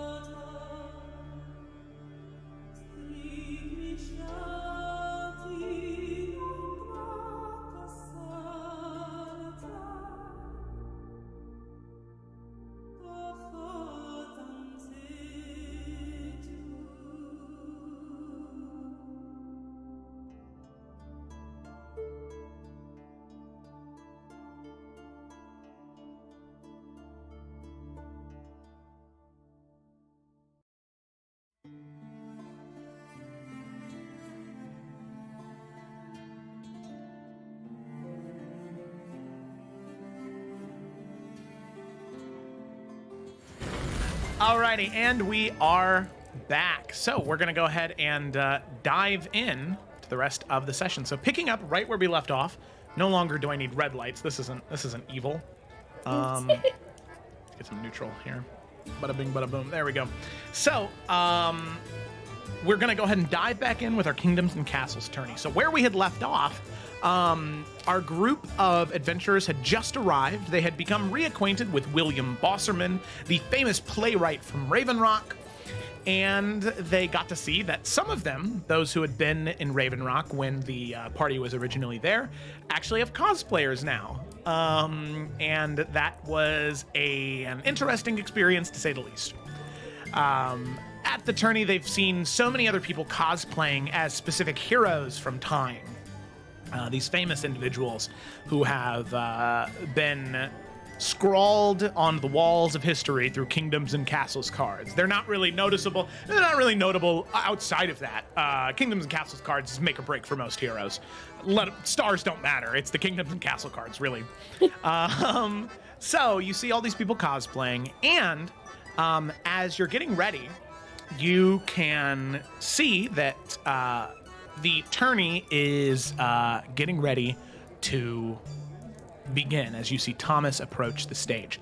Now, before Thomas does the opening speech, what I would like is let's see, Kayla, Felicity, and Ryan to roll a d10. Okay, let's roll it in here. Same. To not have a D10 ready on him. Oh. I might come in so hot. Wow, we got a good spread there. Jesus. That was awesome. Okay. Why am I Bianca? What is happening? Oh, it's because Here too? It's because Bianca's here to fuck. Yeah, Bianca's my my tournament person. Yeah, Hey, Nothing important is happening with Bianca right now, so you know she can just pull her. yeah, She just can leaves. pop in. She's Let's see like, what I we can't can deal with this. I'm gonna go play Kingdoms and Castles. She wishes. Oh my god. Honestly. Okie dokie. So, so the order that it'll go in is Felicity's character will go first, Ryan's character will go second, and then let's see. Actually, River, go ahead and roll a d10 for me as well. We'll see where you go, whether you go after or because Kayla's character is going last, but we'll see if you go before or after Ryan here. I rolled 2. 2? Okay. So it'll be Felicity, River, Ryan, and then Kayla. Kayla. Yep. Alrighty. So with that, you can see Thomas approaches the stage in the very back, and you can see that he's been given what looks to be some type of amulet of some kind that he can hold up to his voice, or hold up to his mouth. Seems to have thaumaturgy embedded into the amulet itself. As it's a microphone. Okay, so his voice booms over the small arena that is before you, and you can see he begins to speak and says, "Welcome, ladies and gentlemen, to the Kingdoms and Castles tourney. We have quite the events planned for tonight. Blood will be spilt through the cards. Not, of course, in real life. That would be terrible. Armies will fight. Nations will fall. And only one individual will arise victorious. Throughout tonight's journey, hearts will break. Tables will shake. But in the end, there can only be one champion!" And you can see that so many of these people are fucking riled up. They're screaming and yelling, super excited. And Thomas says, "Our champion tonight will not only be the recipient of 5,000 gold pieces, but on top of that, there is a very special guest that the champion will get to meet. And finally, one Kingdoms and Castles card that has not yet been released And this is the only printing of that card to be won by the champion of the tournament. So with that, find your seats, champions, and attempt to fight your way to the top. Good luck, my friends, and may the best deck builder win. Ah! He like lets out a yell. You can see that timing though. like, Thomas he's living his best life right now. Oh He yeah. has peaked. As all of you prepare to head to your first table, Twig, you prepare to head to your first table. Your first table is table number 24, and you can see that your competitor, your opponent, is a younger man, maybe in his early 20s, early to mid 20s, and Twig, shortly after noticing this man, you would recognize a look on Lila's face. And Felicity, would you like to describe your character? Oh no. Yeah, so he would probably walk past Lila, giving her like a glance up and down, like, yeah, bitch, I see you. And then keep walking to his table, and Lila's gonna turn and try and like shrink into her seat. Belle he grabs you. He has like flowing brown locks, a hood that he puts down. He's got long, they're nice. He looks like he's from money. And this is definitely like a hobby that he's invested a lot of that money into. He's like a half-elf looking man with like piercing eyes, very anime. And he like sits down, he's like dead serious. I'm thinking like, what is his name? Kaiba vibes, where he sits down and he's like, all right, let's do this. And then he kind of squints, he's like, wait a second, this is a child. He's like, oh, okay. And then just kind of continues to place his cards. Okay. Alrighty. So Twig, you set your cards down. You have a crowd of people behind you as Hell yeah. everything starts to go down. So we'll say that Brad here, Bradley Humphrey III. this bitch, we see Bradley Humphrey III. Here he's like, this is the one you told me about. I was like, shut the fuck up! It's like putting her hand over her mouth. Nothing's dying at this man. We'll say Brad has a +4 modifier to his Kingdoms and Castles rolls. We'll say that he uses intelligence, being a student of the college. Brad wasn't ever the smartest, though. So he's got a Lila. +2 modifier and +2 proficiency in Kingdoms and Castles cards. Okay. So, plus +4 4. to any of your rolls. Cool. Ooh, God. spicy. Smell a little weak. Oh my god. So with that, Twig, is there anything you'd like to say to Brad before you begin? No, I think she's very much, she's like plonked herself down like pin straight and is gonna be like, you know, with like, I guess, as they're setting up, just going to be like, all her cards are like perfectly organized, like, you know, equidistant apart, like very, very like straight, and just everything's absolutely perfect. And like, you know, one will be like a little bit up and she'll just like twist it, and then just kind of like have her little hands just like folded, like clasped in front of her, and just kind of be sitting there like not really wanting to look at him, just like kind of like offside. Okay. Yeah, as he's like shuffling his cards, he'll just be like, how many years have you been playing? God, I don't even know how long it's been. Less than a year, I think.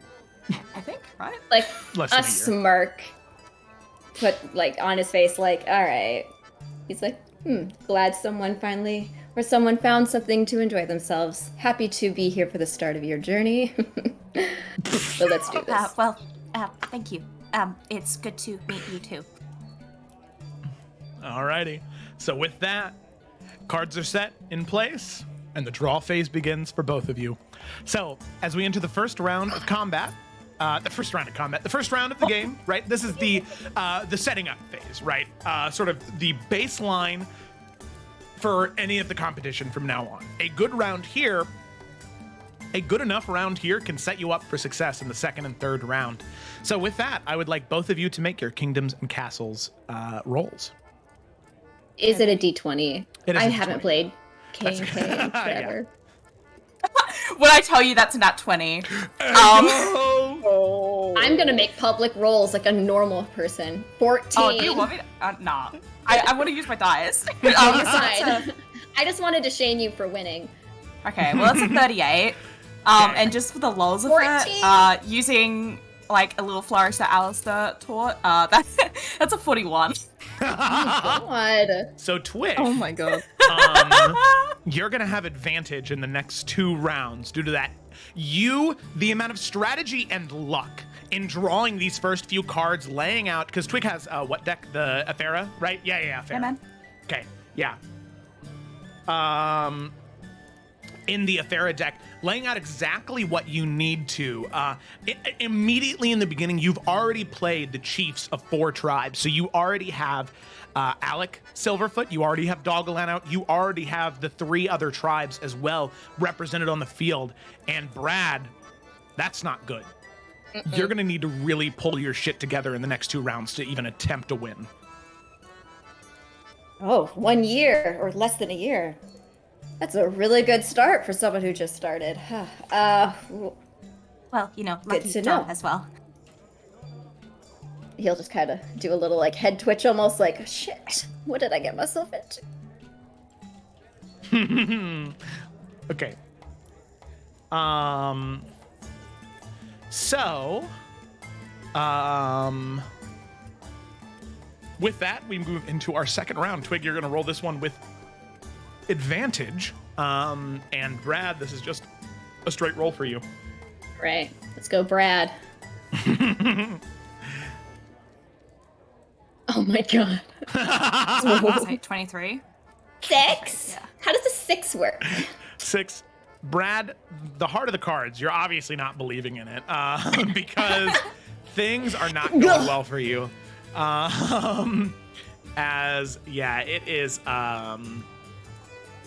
It is not good. You That's not are good. with oh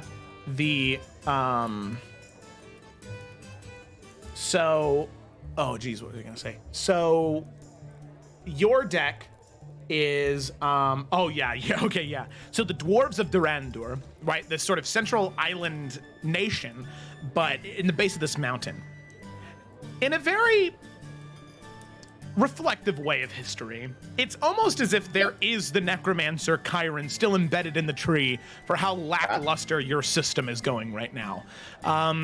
You are not drawing what you need to. In fact, the thing with Durandur is it's high risk, high reward. Because of how deep these dwarves can mine, there's a chance that it could be very, very effective. It's high risk, high reward, right? But there is also a chance that you can plight your own deck by being too greedy, and that's exactly what sorry, I just saw a message. And that's exactly what you did, Brad, where you have really set yourself up for failure here. So you're going to need a dazzling third round to save yourself from defeat here. But at that point, there's no victory in for Brad. So you can either fight for a win or fight for a draw, or you can concede now because victory is not possible at this point. Oof, no, he would try for at least a tie just to break even, because he's like pride, you know, it's like his pride is hurt. First round, beat by a little girl. He's not doing well right now, emotionally and in the cards, so. Okay. Alrighty. So with that, you move on to the third round. And you try your best. So let's go ahead and make one more roll for the final. See how bad Twig beats Brad. Can I still get advantage? Yep, you still get advantage. Oh my god, a 13. 19. I don't know why that took me so my long. God! 11 plus 8 is hard. Ass whooped. So, Twig, with that, your first victory is had. As you lay down the final cards, you swing to attack. Your armies march forward. The clans of Afera united under Alex Silverfoot. And you absolutely demolish the dwarves of Durandor. They stood no chance against the mighty warriors and shamans of the tribes of Afera. So with that, Brad's health is reduced to 0. And his armies fall.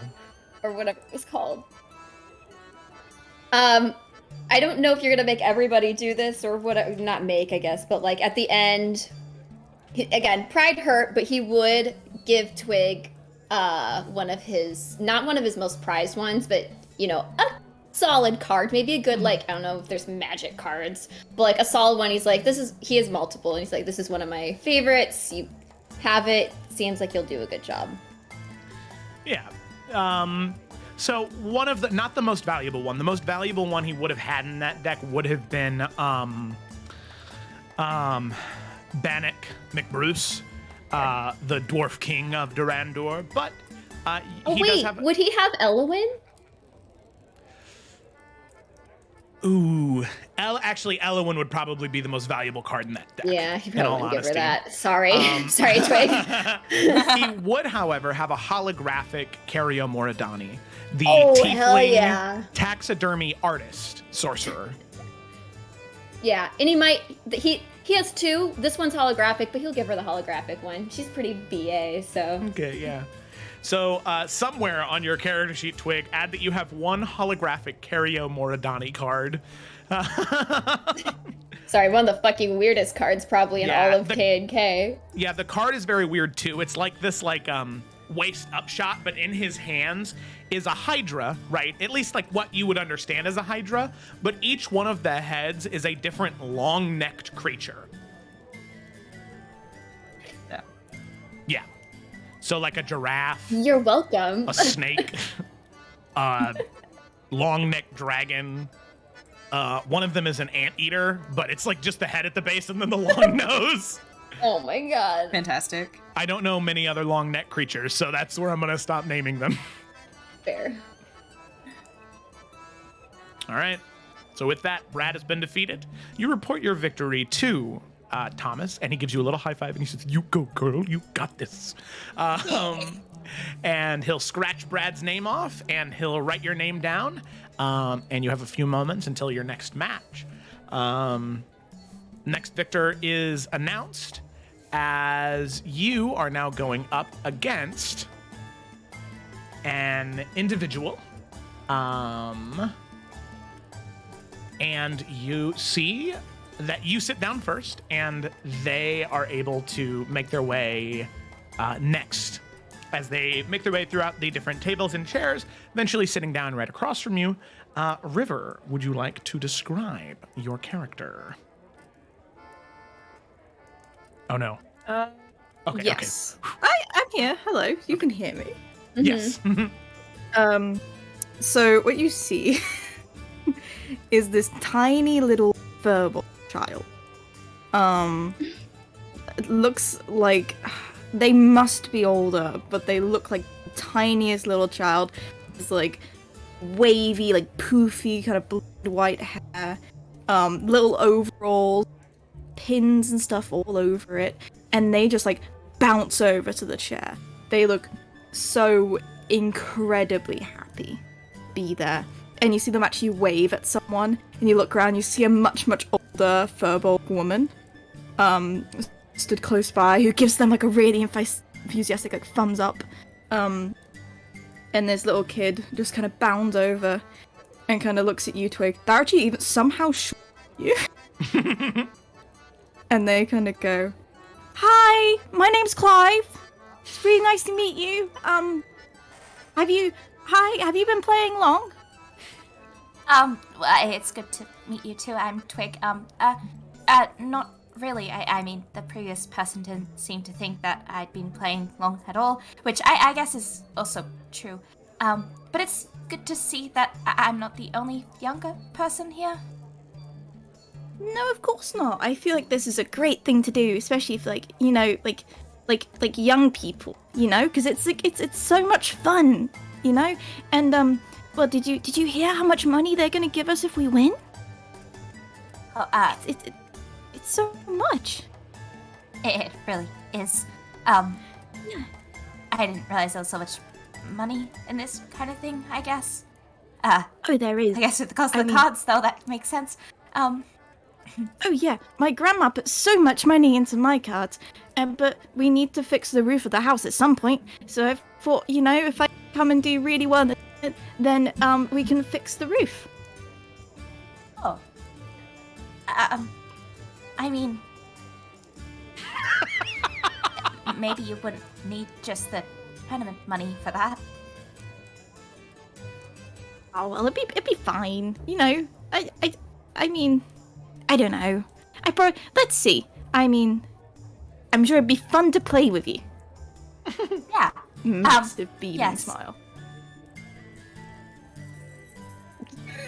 Okay. So with that, two awkward Charlie's kids. Chocolate Factory, it's literally that. I spent all my money on a chocolate bar and I won the golden ticket. So, with that, we'll go ahead and begin. We'll say that Clive. I blanked for a name and thought, what the fuck did I call the tree in the Monster Watch? Clyde. Okay. Okay. So Clyde. We'll Yeah, say there that you go. Clyde has a +3 wisdom modifier. Okay. And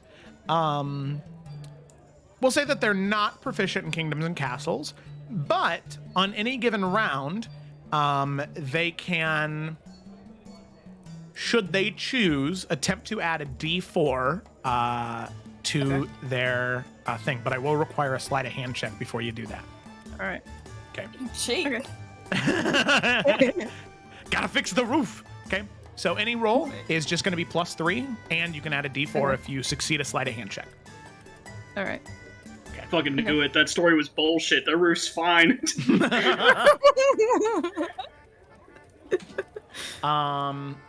Okay. So with that, first round begins. I'd like both of you to make your first opening roll. Oh, that was so shit. Don't leave that for now. That was 26. Fucking hell. God, that's too funny. Jesus Christ. Okay. 1 second. I just took a bunch of some food. No, you did. So, Twig,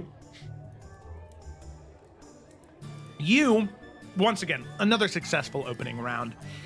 Not all of the clan members are out, but you do get Alex Silverfoot and Doggelin out, as well as one of the other clan leaders.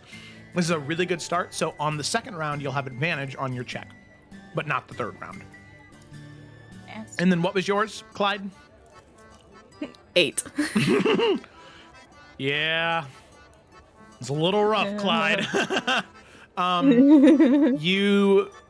Bella Clara is all about efficiency in its systems.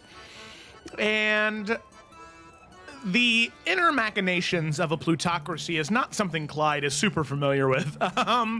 So you try your best to get things set up. It's not the worst time you've ever played, but definitely not the best. And you can see that this girl in front of you, Twig, is doing quite well right off the start.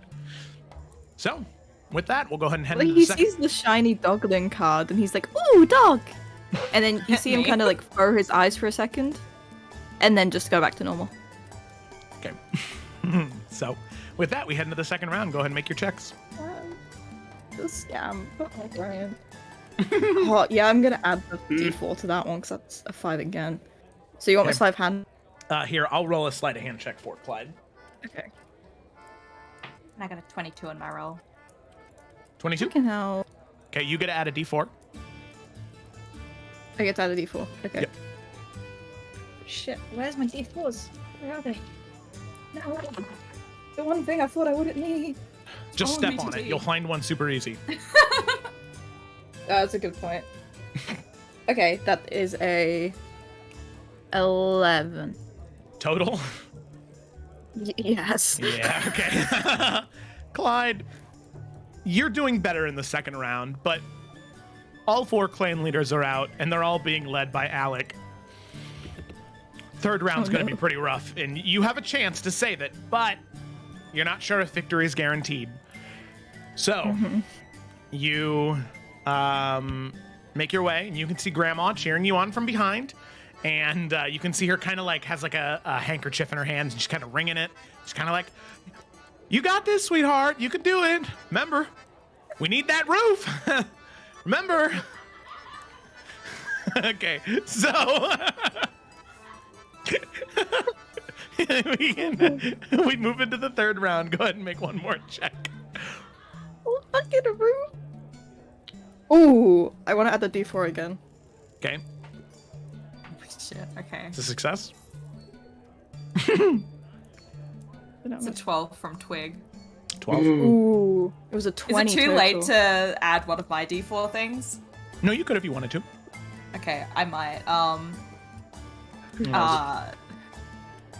I don't remember Elaine's whole thing, but I'm just gonna add. Okay, it was only a 1, so what's that? 4 plus. It's a 12, 13. Yes. 13, and then you have the sunglasses too. Can I double down? Yeah, you can use as many as you want. Okay. She did her draw. She wasn't happy with her cards, and so she's just gonna casually just slide on the sunnies like they're meant to be incompetent moves. But it's very much for her more than it is for Clyde at this point, and so take a Clyde looks very 2 off confused. from your roll. And then that's an 18 then for me. Also, it's Okay. a dirty 20. Like, just, It was a dirty 20, yeah. yeah, okay. Okay. Alrighty. So, and then Twig, what was your end? 13? 13. 13, 18. Okay.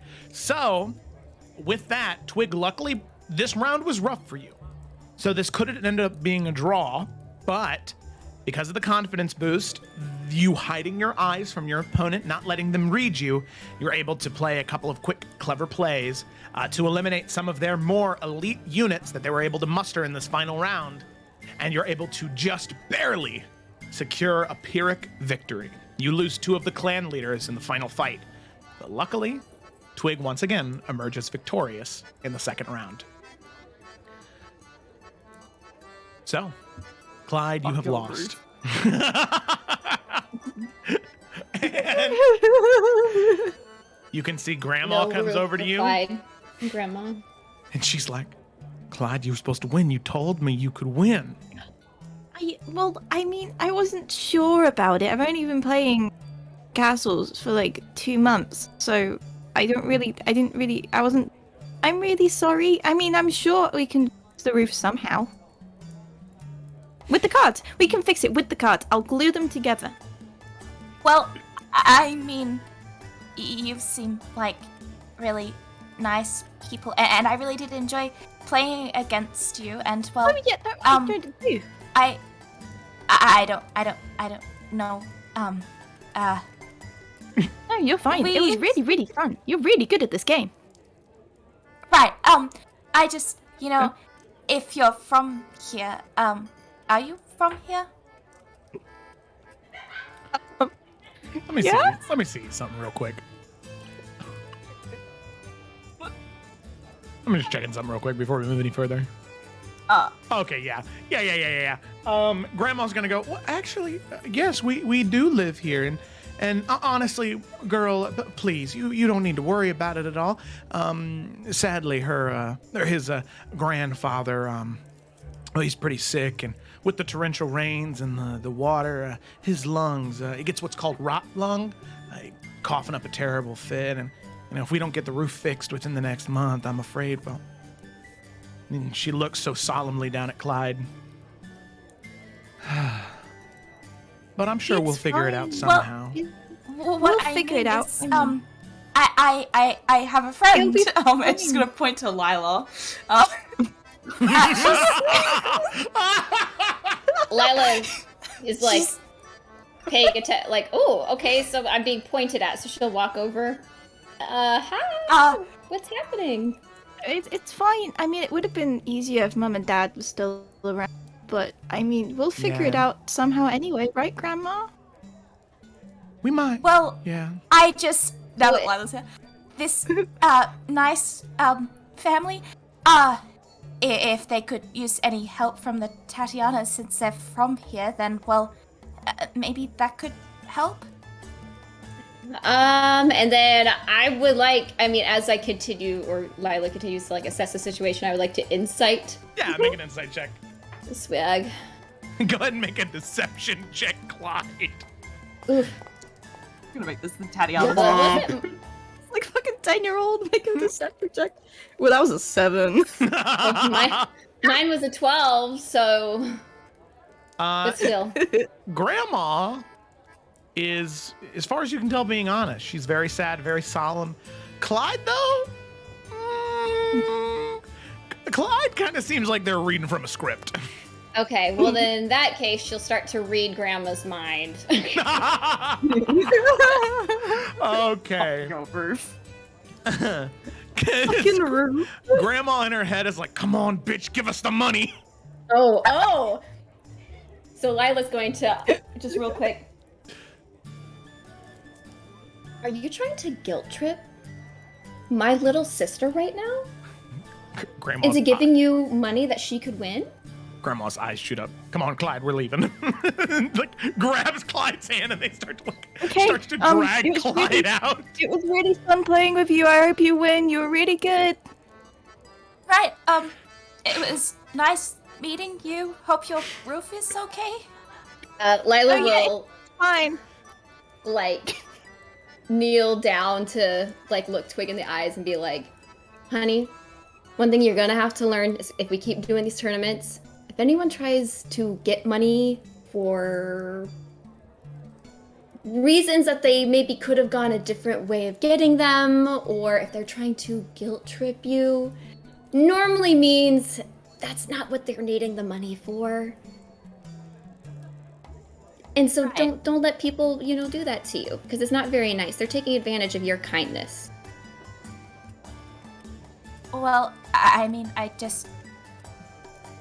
feel bad if it was true, right?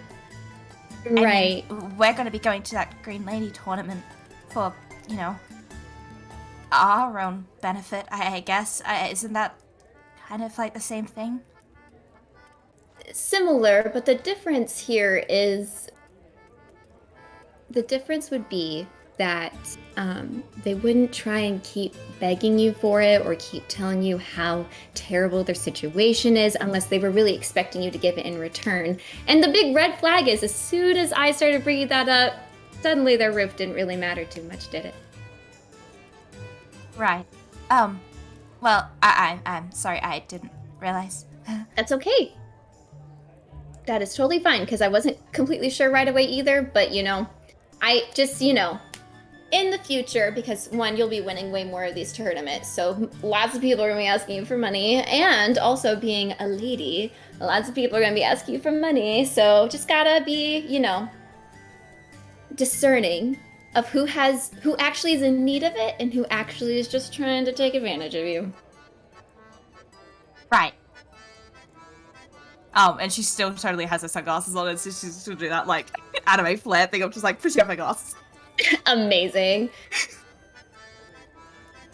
Nice job kicking ass. And then she will return to her chair in the audience? Yeah. You're standing. Standing. Okay. Behind No her. chair. We're standing. Yeah. You can see that you have Danny, Trouble, Alfred, Belle, Blossom, and then the party. So there's like 8 people hanging out behind Twig. Is there at any one anyone of these else matches. in this so-called audience, or is it just us with Team Twig shirts and pom-poms? It's just you guys.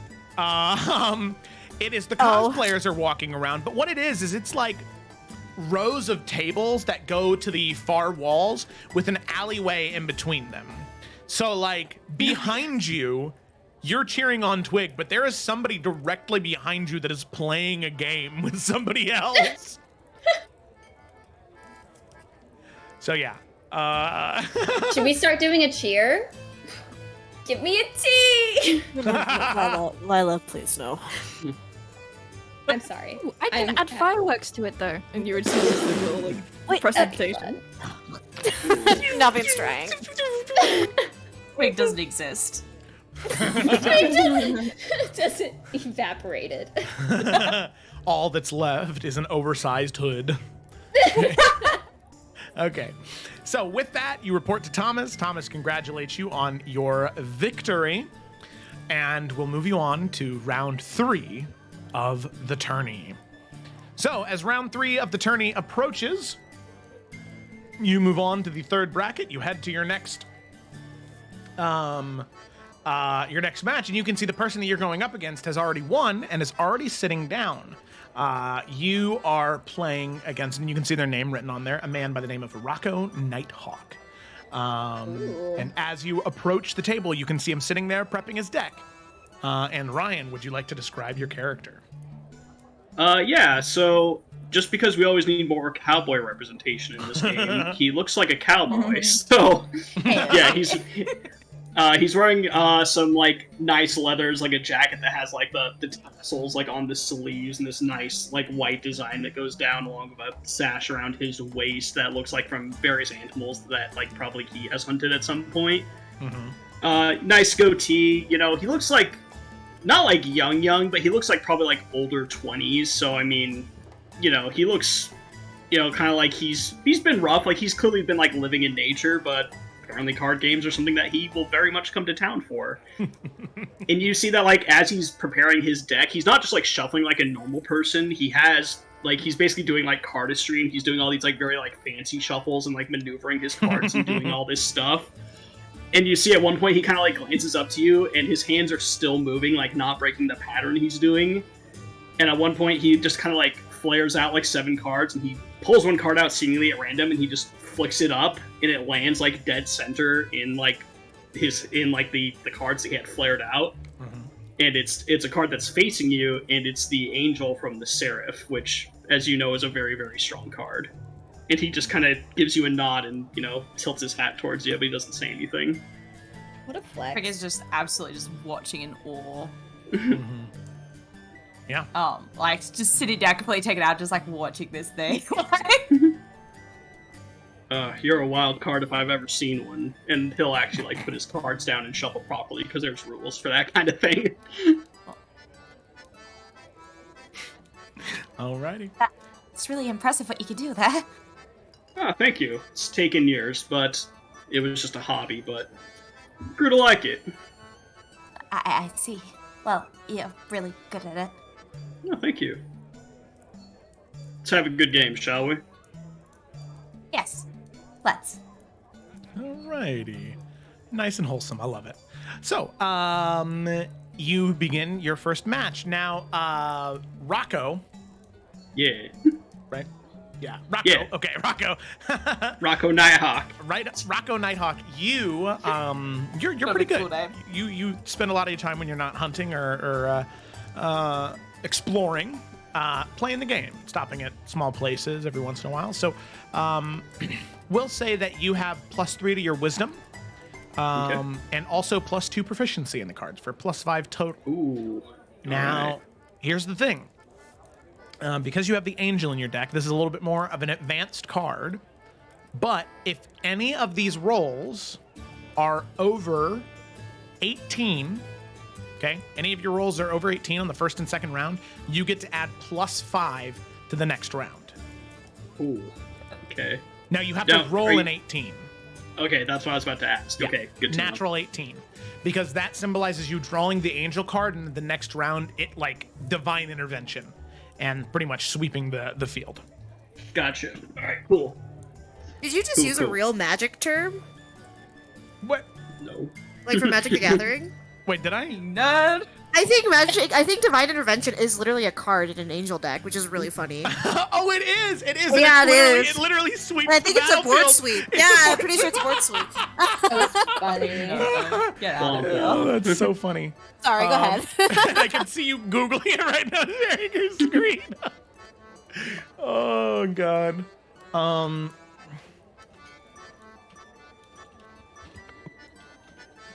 What's that? It's literally. Yeah, that is really funny. Oh, that is really funny.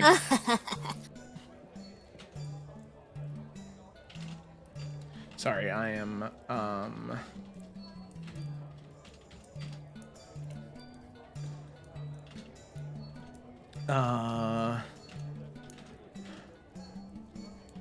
Okay, so with that, you begin your match. So let's go ahead and get started. Go ahead and make your first roll for the opening round. I got a 19. Ooh. Not natural. Oh, okay. 19. All right. I got a 17 though, so that's 25. Yes. Okay. Alrighty. 25. So Rocco, you can tell that this you didn't at the beginning, but definitely this girl is not to be underestimated. Twig, you set up a He's in the good- semifinals. He would Yeah. take her very seriously. Yeah, this is oh god, I actually named these. Let me go to my quest log real quick. So yeah, you won the qualifying round and the Squire round, so now you are in the night round, Twig. So in the night round against Rocco, you are able to set up yourself for victory once again. So Twig, in the next round, you're gonna have advantage on that roll. Having rolled a 25, that sets you up for victory in the next round. Rocco, you set yourself up pretty well, and victory is not out of sight. It's definitely something that's still possible for you, but drawing the angel would definitely help. So, with that, first round is set up. It's anybody's game at this point. Move on to the second round. That's a natural 18. Ooh. I also rolled an 18 on my first roll though. Ah! Okay. Alrighty. So, natural 18, which is a total of what for you, Rocco? 23. 23. Okay. And then a 26 from Twig. Okay. So, second round, it is tight. And Twig, your heart sinks a little bit because he draws the angel and he plays the angel. And you know that that's going to make the final round very, very, very difficult for you. Had advantage on this round. You're feeling good. But both of you, game's up in the air. It could really go to anybody in the next round. This is the first tense game you've had, Twig. So with that, we move on to the third and final round. So Rocco, not only will you get your modifiers and proficiency, but also +5 added to this final roll. So that's a plus 10 to this roll, Gemma. Yeah, well, I've got my D4s, buddy. Yeah. Which I'm guessing you're probably going to use. Inherently, just because things are getting tense, gonna have now sunnies and just absolutely just hiding any bit of nerve that she has in her eyes, and doing the whole thing where just holding the deck up to cover her mouth as well, just so there's no expression that he can read, and just letting her be a brick wall of just Oh, yeah. an illusion of confidence. That's a minus D4 for me, right? Yes. Do I roll so that or I'll do roll you? I won't Okay. roll it. God damn it, it's only a 1. Okay. But I also want to use my fucking supply drop card or whatever it is, which gives me a +2. Yep. So then that's a 25 from me. Wow. With everything added and the minuses, I got 24. Oh, yes! Okay. Oh, Twig. God. That plus is coming in. What? Ooh, okay. Oh my so, God. Twig, as you are wheeling and dealing, you are doing everything you can with these cards. But eventually, Rocco, there's a bit of a slip up. He plays one card too soon because he read you incorrectly. Thanks to the glasses, he plays it because he thinks you've got nothing else. You play your supply drop. You draw 2 more cards, and you have the final clan leader that you needed of the Tribes of Affair. You play it. The clans are united under Alex Silverfoot, and you ride to victory. A very, very, very Pyrrhic victory, as Twig, you yourself only had 1 health left at the end of everything, but you do stand victorious. The wetting. Rocco will clap and nod his head. Well, you know what that means, don't you? Oh, right, yes. Now you have to go and win the whole thing. That way I can say it's like I got second place. I don't think it works like that. Something like that. Right. Well, you're still really good. Like I said, you were the wild card, though. Luck and skill was on your side today. Keep at it. Hope to see you at the next one. Oh, hopefully, yes. Alrighty. So with that, you get up from your chair, Rocco, and the two of you split off into two separate directions. Twig, you go report to Thomas, and Thomas congratulates you on your victory as you advance to the Baron round. So now within the Baron round, you head to meet your fourth opponent. These are the semifinals before you eventually fight the individual who has done it on the opposite side of the bracket to get this far. So, with that, as you approach, you can see that this individual must have had a fairly easy game as they're already sitting down in their chair waiting for you to approach. And with that, Kayla, would you like to describe your character? Yeah, so sitting at the table, already like unpacking, he keeps his cards in a very nice, decadent card case. All of his cards have matching sleeves, and he is very gently shuffling them. Oh my god. He is this very rotund, orange dragonborn. He wears a necklace around his neck, which is like the insignia of kingdoms and castles. Very bright and flashy. And he actually has like a stack of 3 other decks off to the side. And he also has like a playmat in front of him that has the Kingdoms and Castles logo. And as you sit down, he says, "Welcome. My name is Xander Niblets. My friends call me Nibbles."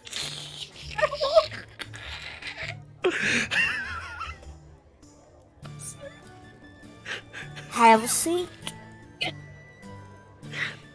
Oh, it's nice to meet you. I'm Twig. Twig, are you aware you're about to face off against a 3-time champion? Oh, I wasn't. Well, I you mean, are I guess you- today. Oh, well, it's an honor then, I guess. That's right, when you leave here, you're gonna remember the name Nibbles no matter where you go.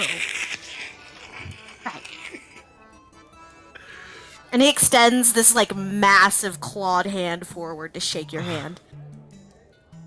Yeah, she'll shake. Me small hand. May the best kingdom win. And he cracks his knuckles. Alrighty, Nibbles. Fantastic. So Nibbles, as they are shuffling and they begin to draw, you recognize right off the bat that they are using the 3 island nations of Atarashi. Of course, Nibbles is a weeb, so... Yeah, as he does, he actually, you didn't see this previously, but out of his pocket, he brandishes a sweatband. And inscribed on the front is the clan of Atarashi. Oh my god. And he, like, lowers it onto his forehead. Alright, now I'm well armed.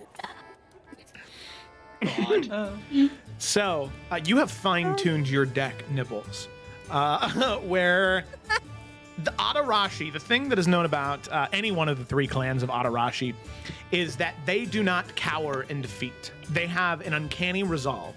So the special feature with the deck is that anytime you roll a 5 or lower, you can re-roll that roll. Got it. A 5 or lower reroll. 5 or lower reroll. Nibbles is very smart, +4 to intelligence, and a proficiency bonus of +2. So +6 to each one of these rolls. Alright. Oh boy. Alrighty. Yorick wants to bully this guy. Okay. And you know what? He's doing the card shuffle. Oh my god, I hate it. I hate it. I She kind of want needs to go to grab. learn better shuffles. I feel like she's got like a couple of flourishes from Alistair and that's it. Should have asked Rocco. He would have taught you. The only nice He guy was around. yeah, he was the only nice guy here.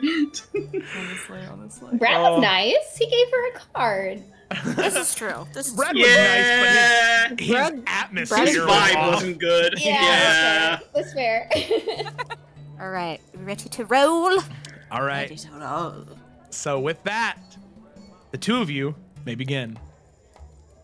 Make your first roll, please. I got a 21. 21. 9 plus 10, So 21. 24. Okay. Oh. Alrighty, so it wasn't a 25, Twig, so you do not get advantage on the next round. All right? But it was a good starting round.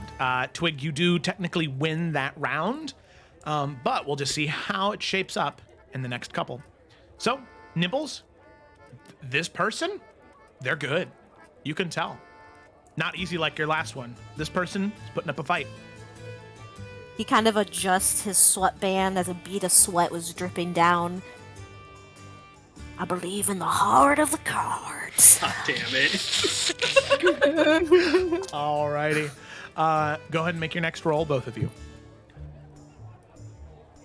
What was my special ability? I'm using my inspiration. That was a 1. If you roll a 5 or lower, a natural 5 or lower, then you get to re-roll. Okay. That's good, because I rolled a 3. Pixel's gonna do that annoying shuffle thingy that Elena taught her to get a D4 off of whatever you roll. So 18 minus a 3 from what you get. 15. 15? Okay, Yeah. and then should actually 7 plus 8, that's 15, isn't it? Ooh, Yep. yeah. 15 and 15. Alrighty. Oh, Nibbles, good thing you put the sweatband on, because you're sweating. You are sweating right now. He's gonna Not start only- doing some hand signals and hand symbols and signs as he's signing to himself. God. Oh. Carry the 7. All right. There's a 73% chance that I'll draw this card in the next round. Gonna take this potato chip and eat I it. needed it. Okay. So, this Ooh, spicy. third round is anybody's game.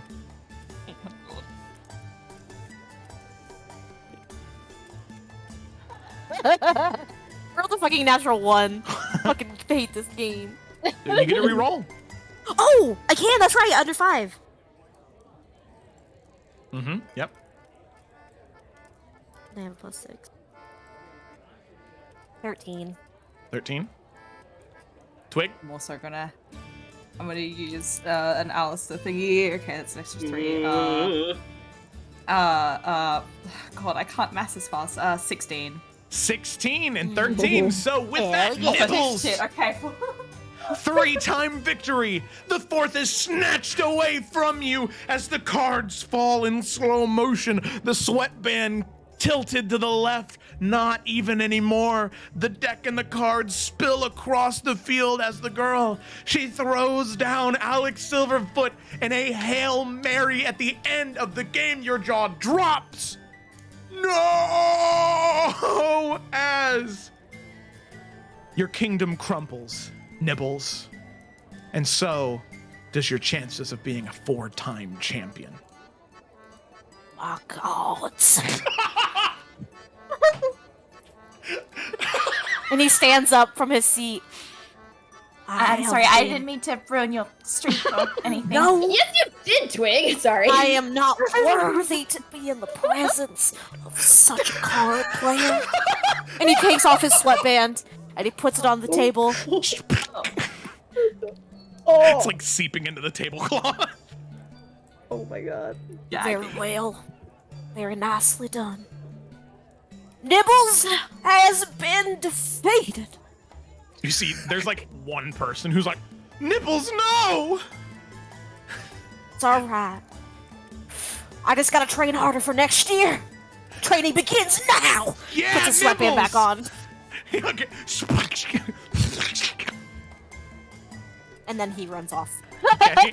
You can see there was only one person in the audience. Naruto that runs out. cared.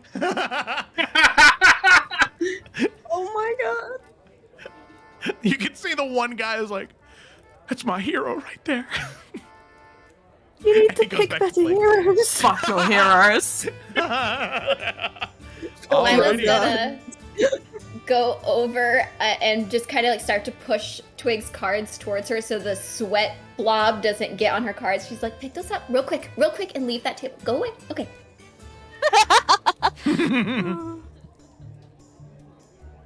Alrighty. So, Rest in peace, Nibbles. with that, we move to Twig. You first you head back to Thomas. You inform him of your victory, and he tells you that the final match in the other Baron round that is going on right now. And he tells you that one of those two people will be the person you fight. And he tells you the table so you can, not in a cheaty way, because you can technically see what anybody's deck is. You can see anybody's deck in any game, and you can ask them to deck before you play, so this isn't cheating at all. So Twig doesn't need to worry about the moral implication of that. But he points you over to the table, and as you approach, you can see that there are two people playing. You can see a half-elven man of darker skin, with short-cropped black hair, and these beautiful eyes. A very handsome, very dapper man, focusing deeply on his cards. And you can see that he's currently playing a turtle, human. Or not turtle, human. You can see him playing a turtle man. The two of them focusing back and forth, and you can see the man says, the half-elven man says, "You're putting up quite the fight right now, Hubert. But I think I have you beat." No. And you can see Hubert the turtle, he kind of brushes the crumbs off of his shirt and says, "Well, not yet, Sven. I still have a few tricks up my sleeve. Nope, no tricks, just snacks. Okay."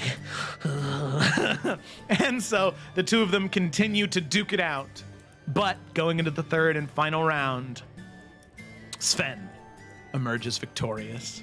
And you can see Hubert. He folds his cards down and he says, "My friend, it was a good match, but obviously you are the better Kingdoms and Castles player at this table. It was an honor to go against you." And he'll nod his head very solemnly and scoop his cards. And Sven will look at him and smile and say, "It was a good game, Hubert. Thank you for being my opponent." Like, so much, like solemn respect for these two warriors. Like, they just got done at a tourney or something. Oh my god. Like, and Hubert scoops his cards, he puts them back in his deck. And Sven stands and he makes his way over to Thomas. And Thomas exclaims, "Oh, yes, very good, very good. Very happy you won, Sven. And in fact, well, your opponent for the championship has already beaten their opponent. In fact, they beat Nibbles." "They beat Nibbles? That's who I thought I'd be fighting. Oh my. Whoever this person is, they must be good. Where are they?" And he points to you, Twig. And Sven turns around at, like, Nalfian's eye level and then looks down towards you. Oh. Yeah, Nalfian will just, like, Give shake his a head wink like, wave. Nalfian, not me. Oh. And he, like, looks at Thomas, and Thomas nods very excitedly. "Oh. Well, it's very nice to meet you. My name is Sven Nalio. It's very nice to meet you." And he'll reach out a hand for you to shake. Oh, nice to meet you, Twig Forrester. Forrester. Twig. Twig? Can I say that right? Yes. All right. Well, Twig, may the best Kingdoms and Castles player win. Great. I'll give you a very sweet smile. And with that, Thomas will head up to the stage, and you can see that Oh, shit. there is a table being set up. And he begins to speak. And he says, with the amulet in hand again, "Ladies and gentlemen, may I have your attention, please? We have now reached the 5th and final round of the Kingdoms and Castles tourney. I am proud to present the 2 individuals that will be vying for the championship. You know him, he's been here before, ready to take the championship for himself. 3rd year in a row he's tried, and the furthest he's ever gotten." And you can see Sven says, "You don't need to say that, Thomas. Sorry. You know him. You've seen him before. Sven Nalio." And you can see there are people clap and applaud. Sven comes up to the table. He sits down. He sets his deck and he begins to shuffle. And you can see Thomas turn to the other side of the audience and say, "This is a newcomer to the Kingdoms and Castles world. But a young woman has proved that she is not to be trifled with. The one, the only, defeater of 3-time champion Nipples, Lady Twig of House Forrester." And people applaud and clap as Twig, you make your way up a set of stairs and you sit down across from Sven. And you clap louder, the pom-poms going wild as you, Twig, have gotten here to the very end. And now it's time for you to prove who is the greatest Kingdoms and Castles player. So, with that, Oh my God. the final round begins. Thomas, amulet in hand, announcing every single move that each person takes. Twig, Sven, let's do this. So, Sven is very good. He has spent a lot of time practicing since his last match with Varnest. Sven has a +4 intelligence modifier and a +3 proficiency bonus for +7. All right?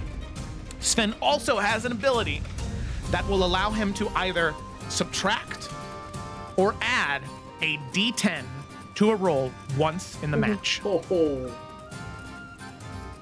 So he smiles and says, "Here we go.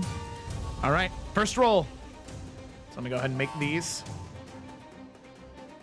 I'm just already, I imagine before sitting down, like, this is different from just being in the little, like, alleyway Oh, yeah. tables.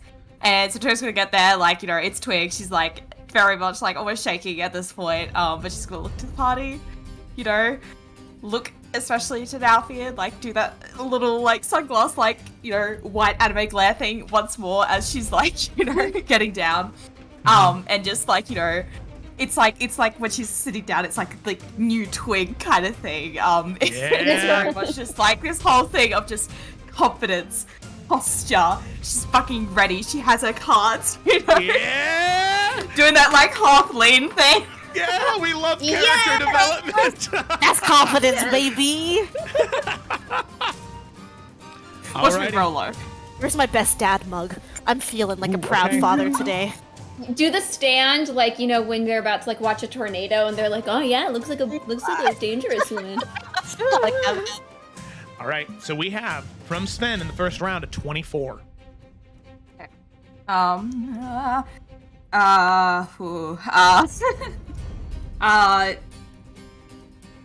guess it makes sense that for this will be the activation of Nalfian Sunnies. So deduct 3 from that. Okay, 21. And then that's an 18 for Twig. Okay, alrighty. So you two are pace and pace. There is nobody who is necessarily gaining an advantage at this point. Sven is a little bit better off, right? Having breached into the 20s. He is in a better position than you. It wouldn't exactly be a victory, but you can see his Fjarlaleth deck. Using that, he already has one of the Odinsons out. At this point, Loki Odinson is on the field. Now, the thing with Loki Odinson causing a little bit of chaos, and that disrupts you a little bit, Twig. You aren't used to so much chaos in the battlefield, but you're trying your best to stay focused and stay in the match. We move on to the second round. All right. That is not good. He's gonna roll it. He's gonna add a D10 to that. That is 11 total. Add a D10. That's 1. That's 12. 38 for Twig. 38? Yeah, 38. Go to that 20. Oh, yes! Okay. So the third and final round, Twig, you will have advantage. You can see he is like shuffling, going through cards. He's able to get Loki and he's able to get Balder out, but you are able to continue play cards and you're able to play several of the clan leaders of the tribes of Aethera. And not only that, but you're able to play Alec and Dogglin as well. And Alec and Dogglin are able to keep Loki and Balder distracted so you can continue to build up your troops to attack the city-state of Fjardeleth. You are building up for a victory, and you are going really well into the next round where Sven is going to need an incredibly high roll in the next round in order to secure a draw, let alone a victory. So with that, Sven, he kind of like shuffles the cards in his hands. He thinks for a moment. All right. That was a good move. I'm impressed. All right. And with that, we move on to the third and final round. One more roll, Twig. Come on, baby. Come on. With advantage, though. Okay. And gonna. It's the final round. It's the final thing. Yeah, that's 25 from Sven. Going to do a little Alistair flourish to get that higher, and also add that supply drop thing. I think I'm fine. I didn't hear what you said, but that would be then 5, 18 plus 8, so 26. Very nice. He rolled. That was 25 is what he had. So shit, okay. he would have needed to beat you by 10 there in order to secure victory. But luckily, Twig, not only does he not even beat you by 10, you are able to achieve a higher score than him. As the final round was close. It was close, but Twig, you secure victory. And hold on, can I just... Yeah, go for it. Just for my own fanfic. I want that final card that Twig draws. She's gonna, like, she's already got Alec and Dogglin and all that shit on the board. Probably, like, Morganix and, like, Ovid or some shit, like, also out there. And she, for her final draw, she's gonna have the card and then immediately use it on her next move. And she's going to, like, confidently kind of, like, smack down Varnas.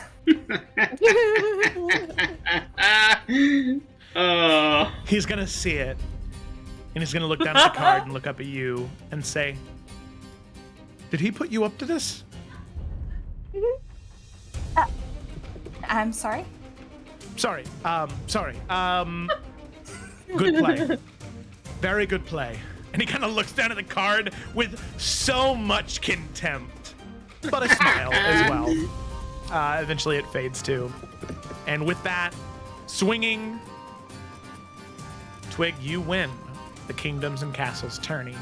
As the audience stands up, they begin to cheer for your victory. Sven shakes your hand.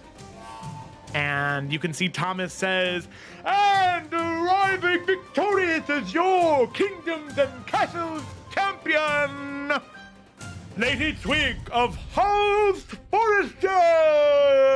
Now it's literally gonna rush over and fucking do the dad thing and put her on his fucking shoulder. Yes! The audience, woo! Forester! Forester! Forester! Forester! P-I-G-T-Y! Oh my god! Belle's gonna look over at you and all of those years of school and you don't know how to spell twig? I'm too excited! So, with that, the audience periodically comes up and congratulates Twig and moves over, and they ask her about strategy or tips or how she did it, what card she has, what's in her deck, what card she's going to get, what's she going to do with the prize money, all of these questions. It's a bit overwhelming, Twig. But eventually Thomas will kind of make some room and say, the champion would love to answer more questions, but sadly she must head to the back room for a special surprise for the champion. The champion and her retinue may head to the back with her. Fro will show you the way. And Fro sort of comes over to all of you, waves and gestures for you to follow her. Please, ladies and gentlemen, feel free to shop around all you like. We have cards, and in this moment, for anyone who competed in the tourney, 50% off any items in the store. We're looking to sell out. Really, just spend the money you're comfortable with spending. Please, please, please do not go broke in here. Unless you want to. Oh, just kidding. And you can see the audience, they begin making their way towards the different things. You can see, Twig, as you're leaving, the people you had defeated. Nibbles and Sven having a conversation about being beaten by you. You can see the only person, you do see Clyde. It seems as though Clyde has snuck back in, but his grandma is nowhere in sight. Good. You see Rocco, and you also see Brad. All of them making their way around the area, speaking to different champions, or not to different champions, to different players, talking with the cosplayers. You can see there are also several. One of the things I forgot to mention is there are like portrait artists that do quick sketches of people with different cosplayers, so that way they can take them home and have them as memories. So with that, Twig, you and your party members make your way back wait a minute, what the heck? Can I hear something? Okay, sorry, I was hearing conversation, but I don't have any tracks playing right now, so that's really weird. So you and your... too, but... Okay, yeah, that is very weird.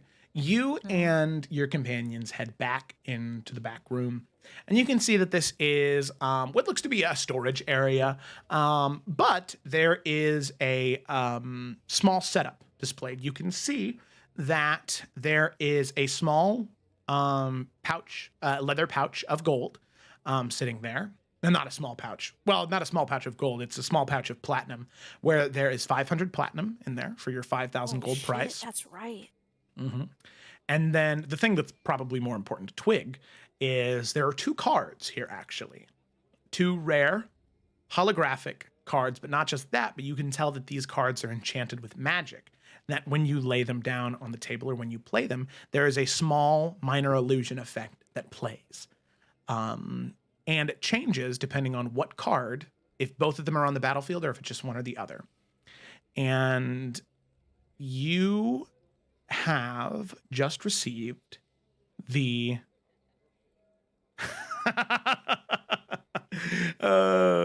you have received... You just changed your fucking thing on Discord. Oh, what's wrong? Goodness. Well, don't check. Spoilers. Sorry.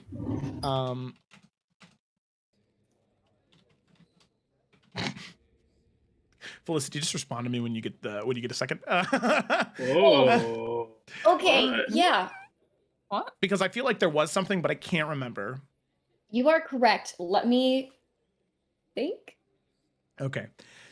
So, message me when you get it. But for right now, it's okay. So, as you look at the cards, so for one, like I said, you can see the money prize there. And you can see the 2 cards. The first card is that of Arella Dondarian, the world-famed dragon rider. And you can see that when you set her card down, there is a small minor illusion that plays of her. You can see she has this massive sword, this massive great sword that she draws, and that's one of her special features, is to use the great sword Ophelia, the name of the blade, in order to strike down another hero. Very, very powerful card. So you can see that card. But then also there is another card. It is a gold dragon. It is Aurelia's mount. And you can see that when you play that card, the two cards actually stack together. And when you lay one on top of the other, the minor illusion changes to be that of Aurelia riding the dragon. Or when you play just the dragon, it's just the dragon floating above the card. And it is a really, really, really cool thing to see. And I forgot to ask Felicity what the name of the dragon was before. So as soon as Felicity finds it, you'll know the name of the dragon. Oh, no. There's so much in here about dragons. I'm looking through my old handwritten notes. Goofy. So, but there is a gold adult dragon and Rella Dondarian. These two cards that you receive that pretty much add a permanent +1 to every single roll that you make when you play Kingdoms and Castles. Damn.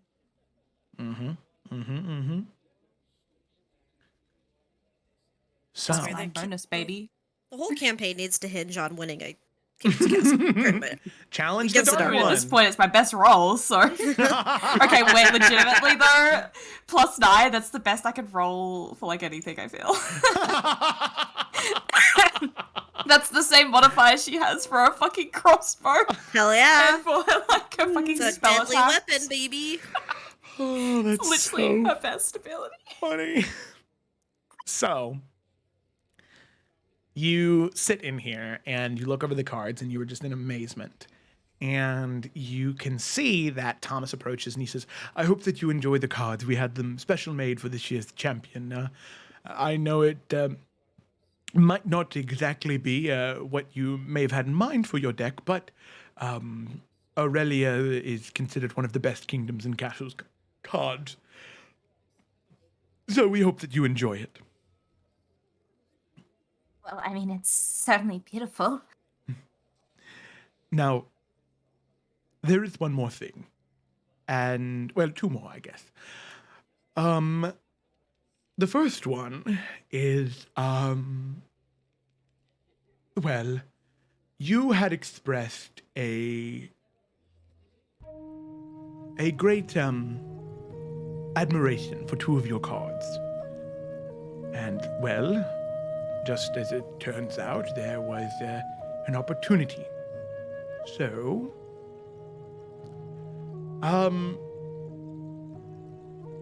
you can come out now, Alec. And you can see two individuals and one animal make their way out from around a corner. You can see a tall, strong looking woman in all the pomp and decadence of the card that you have, that of Alec Silverfoot, High Chief of Afera. See this. Look at her. Standing beside her, you see a young man that you're not exactly familiar with. A water genasi with a small amount of stubble across his chin and face, navy blue hair that kind of swoops down off to the side, wearing plate armor with a longsword at his side. And standing on the opposite side of Alec, you see a card. Well, what you know from the card, but that of Morning Light, or Doggelin. And with that, Alec, you see this young girl standing before you, who apparently that game that Thomas really likes, that's why he wanted you to come here, for the person who killed the most people with cards. Yeah, thinking that this was gonna be a super formal event, like the first thing she does is she steps out and she kind of puts her fist to her chest and she says, "Hello, I am Alec Silverfoot of Logan Silverfoot, Chief of Clan Silverfoot of Congiato, Chief of Clan Greenrock of Shamashoan, Chief of Clan Farstar of Alakea, Chief of Clan Ruby Hollow of Casa, and Warden of Afera. And she bows to everybody in the room. Twig is going to buffer, and then just lets out just an absolute, just like little fangirl squeal. And this is my friend and companion, Morning Light. And Morning Light will kind of run over towards you, Twig, and make a couple of laps around you. And the young water genasi man will say, I'm her, great uncle, Poasa Anoa. It's nice to meet you. It's nice to meet all of you, as well. Twig Forrester. Yes, that is who I am. You have, why are you here in the first place? I mean, I feel like you have a lot of important things to do. I mean, that was a lot of tribes that you are chief of as well, and, well, you're just all round a very important person as well, so, Well, I was told there was another very important person here. That's you. Oh, I... Did you win? I did, yes. Alec is gonna walk over, and she has, like, around her neck, like, a little... She's fucking decked out with a bunch of different trinkets and knickknacks. Some of them from things that she's killed, some of them that she's kind of taken from likely corpses. But the thing that she has around her neck, it kind of looks like a small ram's horn, but it fits in the palm of your hand. And she takes it off from around her neck and she puts it around your neck, Twig. I know it's not much. I wasn't really prepared for this. It kind of looks over at Thomas. Well, you're the one who told me that you were going to be in Hearthcrest around this time with the rest of the wardens to meet with the king. So I thought that you could come greet the champion of the kingdom's castle's tourney, and, well, she has your 2 cards. Remember the cards that all the way back when, after the siege of Ulr's Crossing, I made those cards. They were with Fro, and I made them. And, well, she used Alec your nods card with a smile and looks back at Twig. Twig is gonna immediately start, like, fumbling on her deck. And just gonna pull out both, like, the Douglan and the Alec card, and just kind of, like, holding them, like, very close to her little chest. Is just then gonna I do, could you sign them, maybe? Both of you? obviously having course. Speak of Animals open up for Douglan as well. Yeah, Can Morning do Light. that. Yeah, Alec will... Sign it? What does that mean? You have to use your paw. Oh, a print. I can do that. Watch. And Alec, instead of signing it, because I'd like to think that with everything that happened, I think she realizes that learning common was important, but knowing who you are is more important. She's just gonna, like, dump ink on her hand and, like, put her hand on the back of the card. Nice. So it's her handprint. So then Morning Light can do the same. Yep, Doglin will, like, tap his paw in the ink and then tap it on the back of the card. Sorry for asking you to get your paw all dirty. Oh, no. Although don't I worry imagine about it's it. not the worst. No. Believe me, no blood is much worse.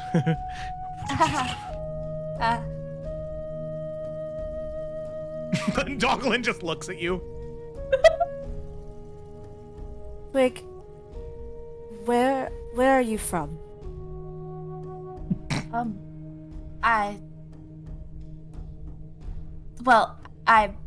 House Foresters from, well, further south of here, Hazard's Hollow.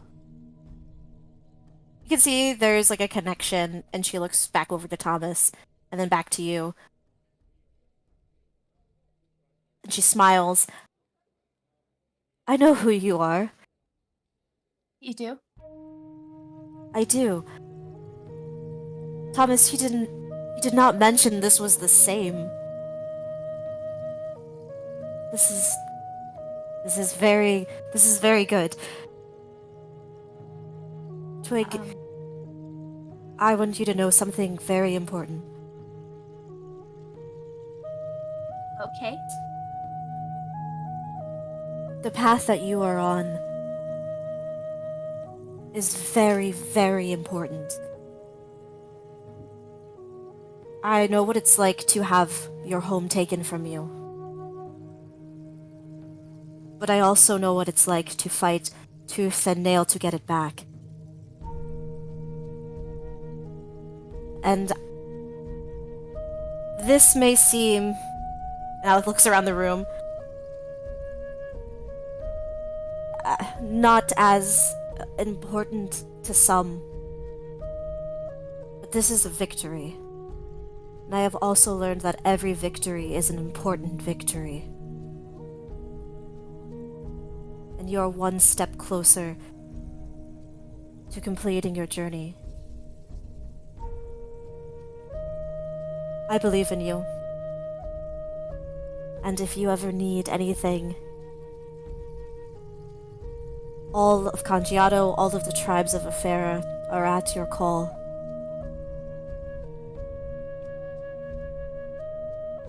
And she's gonna put her fist to her chest and kind of give you a very respectful nod.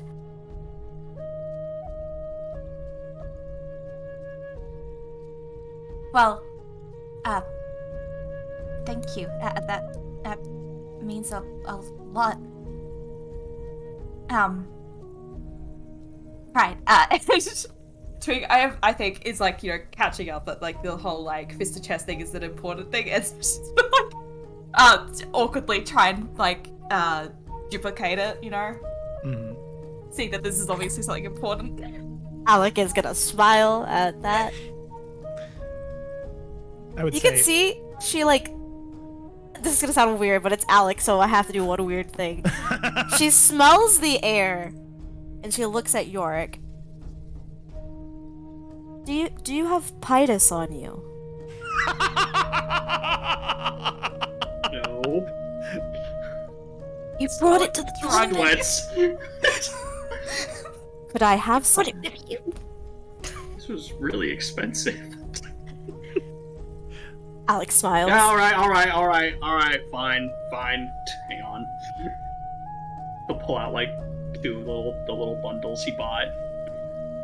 She will pull out Twig. a very like intricate looking carved wooden, very hand painted, very traditional piece of Afaran culture. Oh, yeah. A bong. Are we about to get high with Alex Silverfoot right now? Is that Yeah, what's man. happening? And she is going to show you how to pack it the right way. Hell yeah. This is the most whack job session. Twig out here like unsure about what are drugs.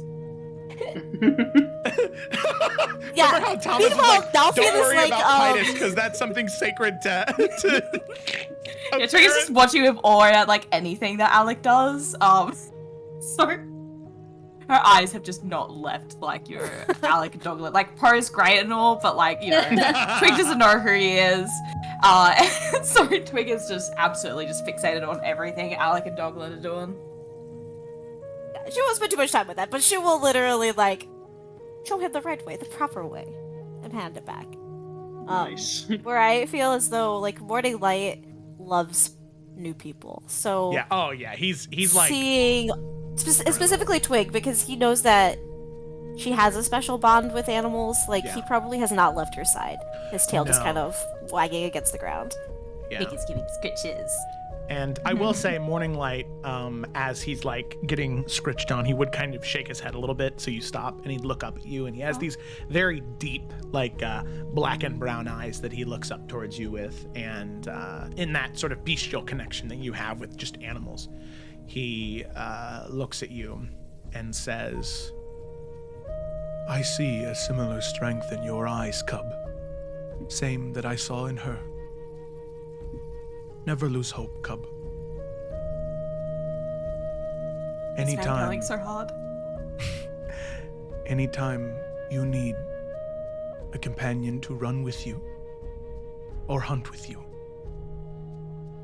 Morning Light will be there, cub. And I'll kind of nuzzle back into your side a bit. Extra stitches. Ooh, that is also very nice. As he sort of falls over onto the ground and exposes his belly. Belly stitches. And his, like, most of his body is that hard plate. His belly is so soft and fuzzy. Yes. So Yuri's gonna be the polite one and actually talk to Poe for a little bit. Well, we don't I have was to roleplay actually it, but gonna- she's just gonna be like, hi. Well, he was gonna come over to you actually, because he's gonna Oh. sort of come over and be like, listen, I hate to, assume, that's the word. You look like, sound like, match the description of somebody that we knew about. Are you're Right. Eurydice, right? I am, yes. It's Okay. really nice to meet you. You know the Bianca thing is like, she's good. You know that, right? Oh, yeah, no, we've spoken. Okay. It's all fine. I'm not gonna kill your friend. Okay, that's great. I really had been kind of behind the whole thing, and I didn't know, and Bianca's great. She's like a mom to everybody, and she really is awesome, and I just wanted to make sure that you seem cool too. You're very handsome, or you seem strong and pretty, and you seem like you know what you're doing, and you are cool, and Okay. you seemed approachable, but you also are really intimidating. I mean, the tattoos are, and the dragons, and you got this fire and the spear, and Well, the spear becomes animals and it talks to me, and it's fine. I'm not really that intimidating most of the time. You're very old, aren't you? Though you said you're Alex's great uncle or something. Okay, so I'm 17. You're 7. Okay. 7.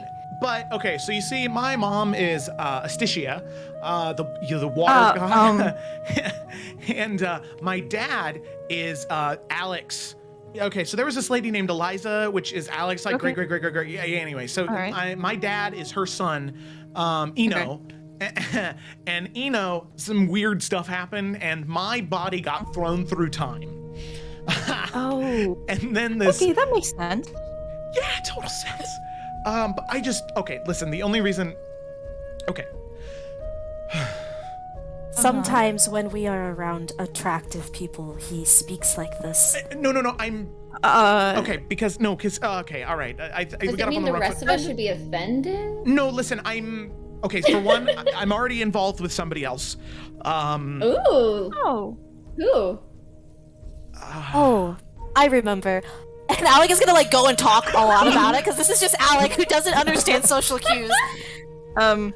Yuri Her name gonna is be like, Cecily, and she's very, stubborn, but I think he likes that she is stubborn. Oh, And that's I- cute. It is very cute.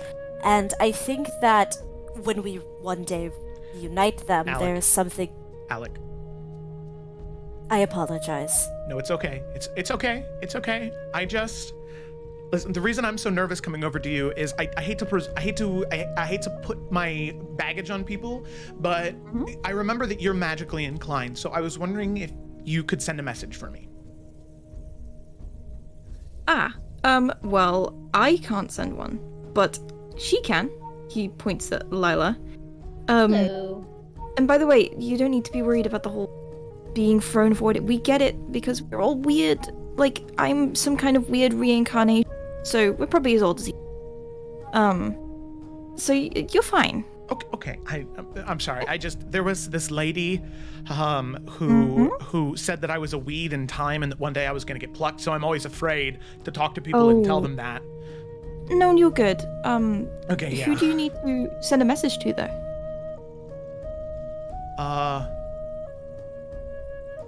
Cecily? Uh-huh. Oh, that's Oh. adorable. So I was right. You're not. Remember, Alec, I'm technically older than you, even though you're like squire right now. But I'm sorry. Would Oh, you like he's to smiling. send the message? Okay. Yeah, okay. So I'm just letting you know when she responds, she could either yell or cry or have no emotion at all. I don't know. I don't really know what's been happening with them since I Okay. left. Okay. Well, you can say the message, and she'll like take his hands and cast it into and through him. Yeah, okay. Hey, Cecily, it's Poe. I'm in Hearthcrest, and I miss you, and everyone else. Not just you. I miss everyone. Everyone is missed, but most especially you and Desmond or Suni. I miss them. I miss him, and also Bianca.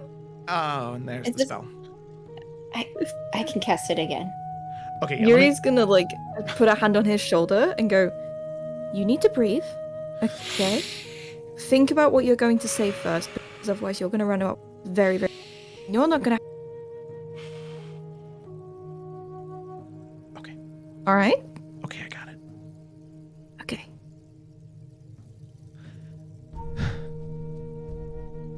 Ready? Ready. All right. Cast it again.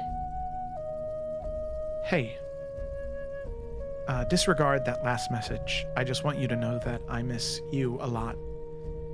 I miss everyone a lot. And I hope you're safe. And I can't wait to see you again.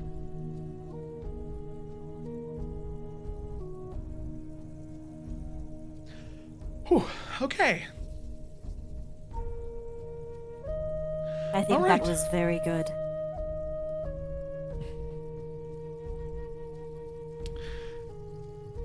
Thank you. You did a good job. Thanks. Oh. Well, there, proof I sent it, or used my spell slots. Okay. So, Are you now the still thing worried is, about how she reacted, though? well, I don't know. By the way, we'll have to wait until SC to learn what Cecily says in response, because it is currently, it's a week away right now from where they're at. Oh, well, it's gonna be super dead. Maybe. And Poe will look at you, Eurydice, and go, part of me's worried, but I think I don't know. What I feel right now isn't nearly as important. They need to know I'm okay, and I every But chance how I get, you, I need how to you make things feel right. is important, Poe. You can't just disregard that, okay? And because what's important is her knowing how you feel. I don't know. Maybe she'll be upset. Maybe she'll be surprised. But if she loves you, which I think she probably, because you love her a lot too, she would be never happier than to hear your voice. You know? He'll smile at that. Thanks. I hope so too.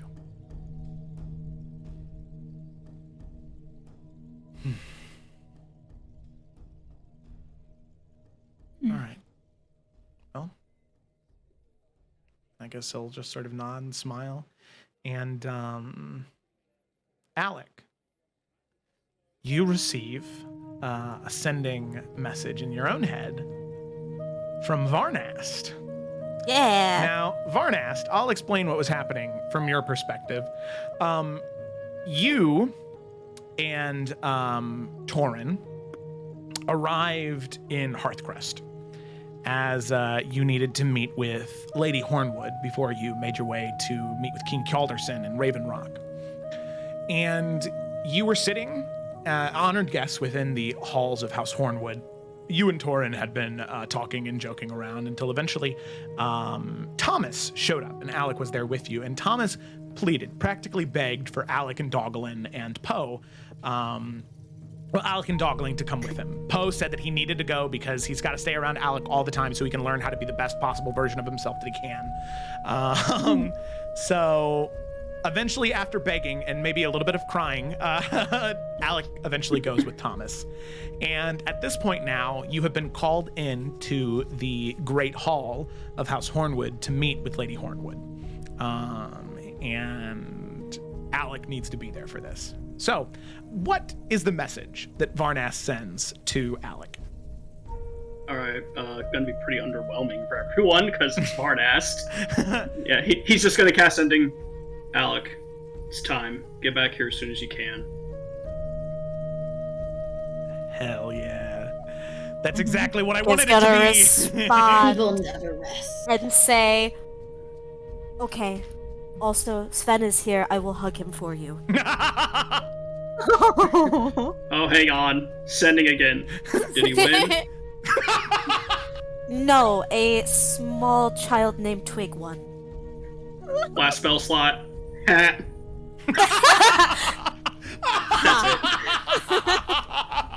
We can hear what Alex is saying for this, right? Yeah. Yeah, Alex says this shit out loud. Wait, so you know Sven, then? I do. Sven and Varnas, they love each other very much. Sometimes they're really bad at showing that, but they do. And it is wonderful to see, and I'm gonna go hug Sven for Varnas. When I played the Varnas card that I have, Sven had a weird reaction to it. I think I... Okay. I'm glad to know that did? they know each other. I am very excited to tell Varnas that he will very much enjoy it. I mean, it kind of won me that last round, you know? Oh, that's even more wonderful. Alec is like so fucking giddy, she's gonna laugh so hard. I love Alex just airing everyone's dirty laundry. Just like, Oh my this is what's going. This is what she does because she doesn't know social cues No, I well. love it. God. Twig, it was an honor to meet you, and I'm very glad that you won. Remember what I said, please, if you need anything. Right. Well, it's really been an honor to meet you. All you and your companions. Well, at everything, I feel. So, well and truly an honor. Alec will give her one more fist to the chest, and she'll also do the same to everybody else, just very respectfully. And she'll just kind of say a word in Elvish to Dogglin. Kind of call his attention, because I'm sure he's just still Yeah, hell, with that, flat on his back. come to attention immediately, sitting on his hind legs. Oh, are you ready? Yeah, I'm ready. I'm glad you got to say something to her.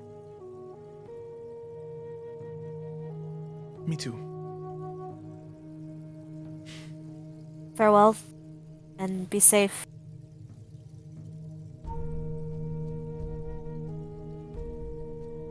And she will turn. Alrighty. So with that, Poe and Alec and Dogglin make their way out.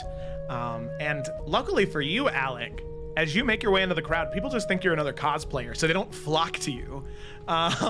There are a few people that compliment you on your wonderful cosplay, and Poe just kind of says, "Let's not talk to them," and like pushes you out.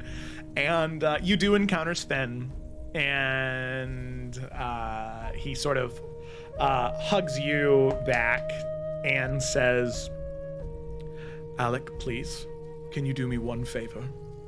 When you see Varnast,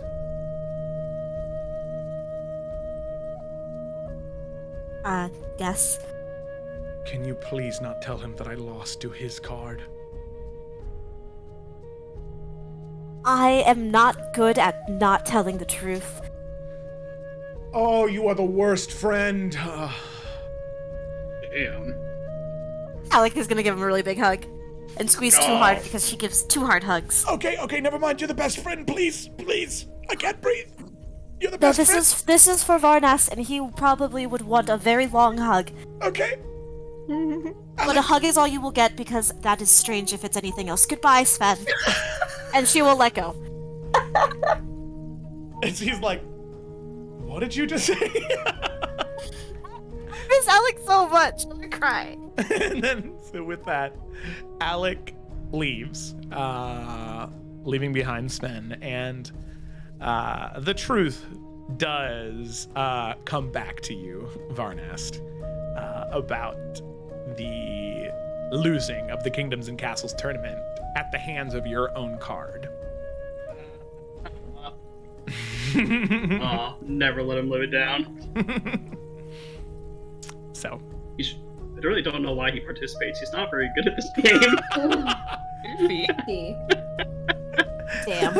I love it. Oh my god, I love it. So, with that, victory is had by Twig as we cut back to the Isles of Iverion crew. And Twig, after Alec left, Thomas sort of looks to all of you and says, well, if I'm being entirely honest, there is one more thing. This I was going to give to you regardless of what happened, but it helps that you were indeed the champion. So, well, I think actions speak louder than words. And he's going to hand you a small, very thin wooden box. And as Twig, you open it, you can see that there are 6 cards in here. 6 cards for 6 hero cards. Freshly made, almost warm from being printed. As you see, on the bottom of the card, denoting what pack or what edition they're from, it says the Heroes of Hearthcrest. We have Lady Twig of House Forrester, Sir Nalfian of House Forrester, the Dawnbringer Eurydice, the Pathfinder Lila, and the High Hunter Yorick. And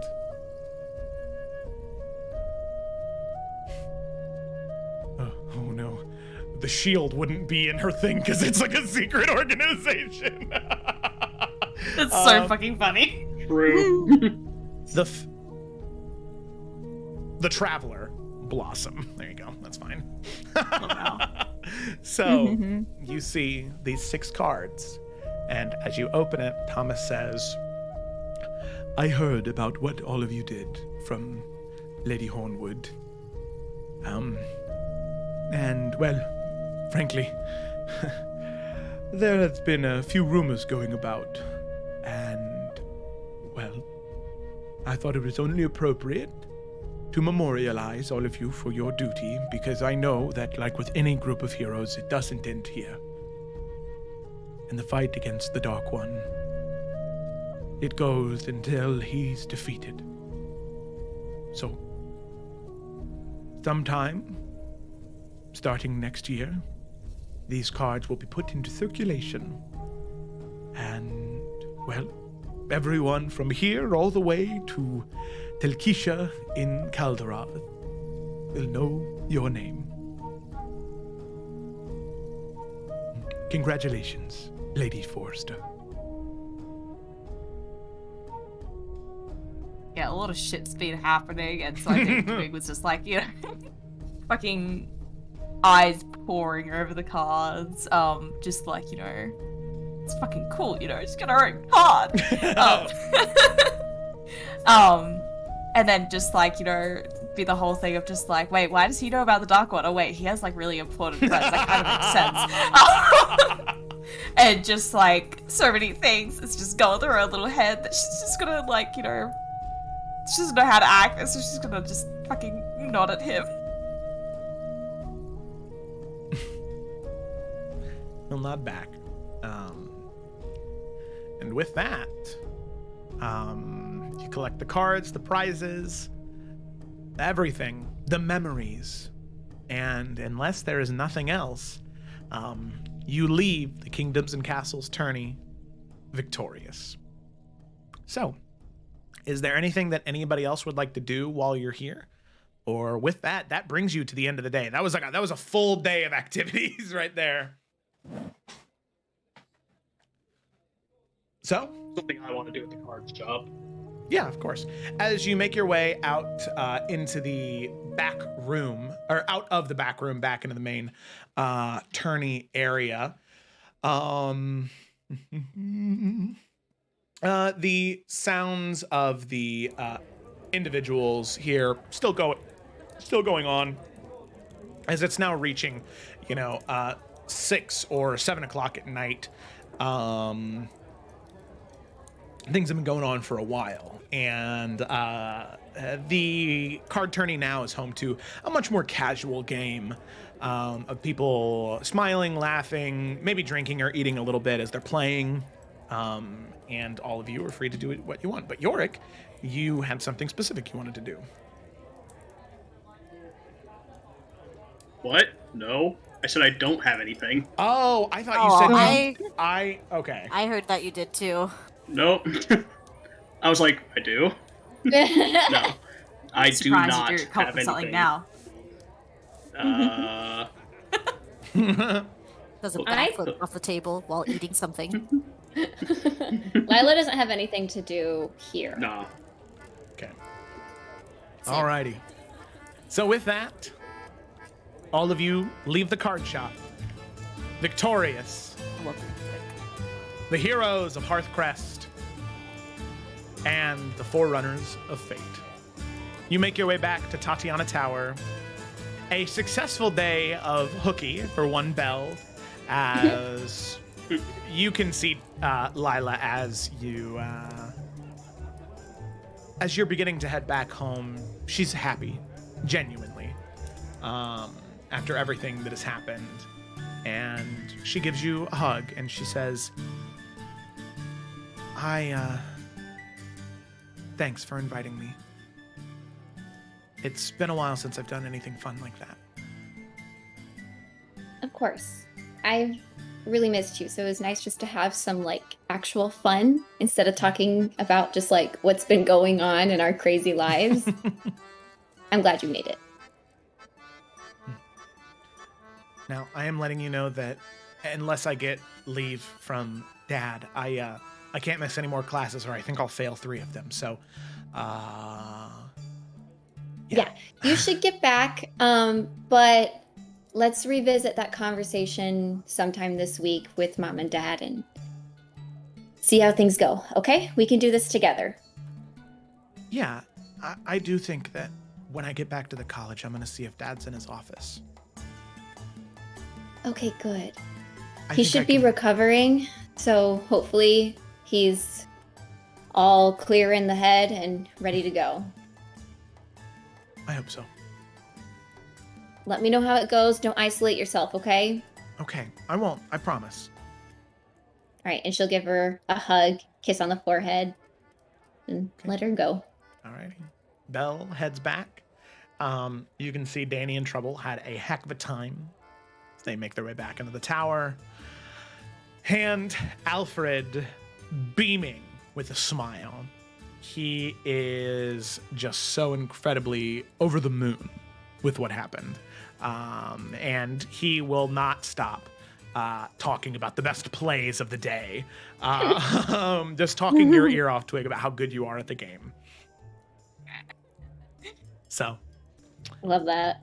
you smile and head back into the tower, and you head to sleep that night. So, Can I do something in the evening when we're at the tower? yeah, sure. Cool. So she goes and finds Nalf at some point. Wait, he was gonna go and find her! Oh, wait, they can We're bump into find each other in the hallway. corridor.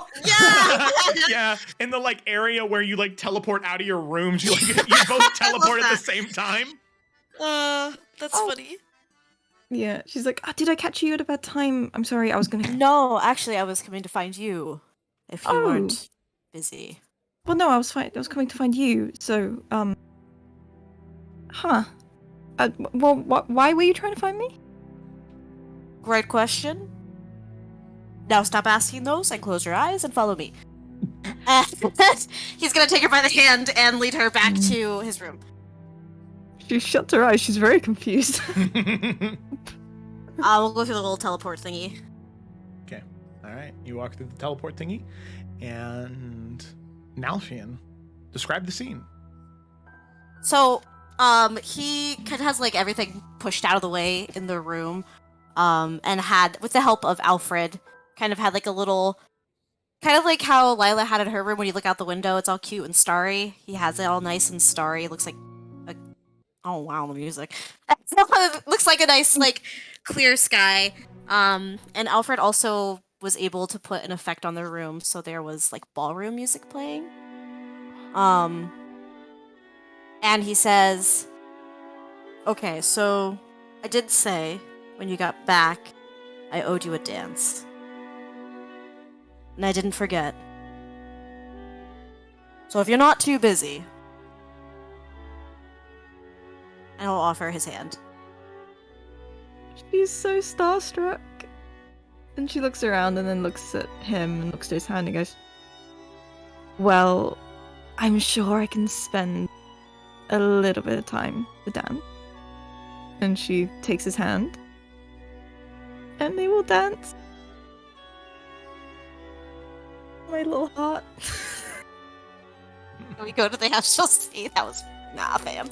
Just elephants flying out of the window. But yeah, anyway, he does take her by the hand.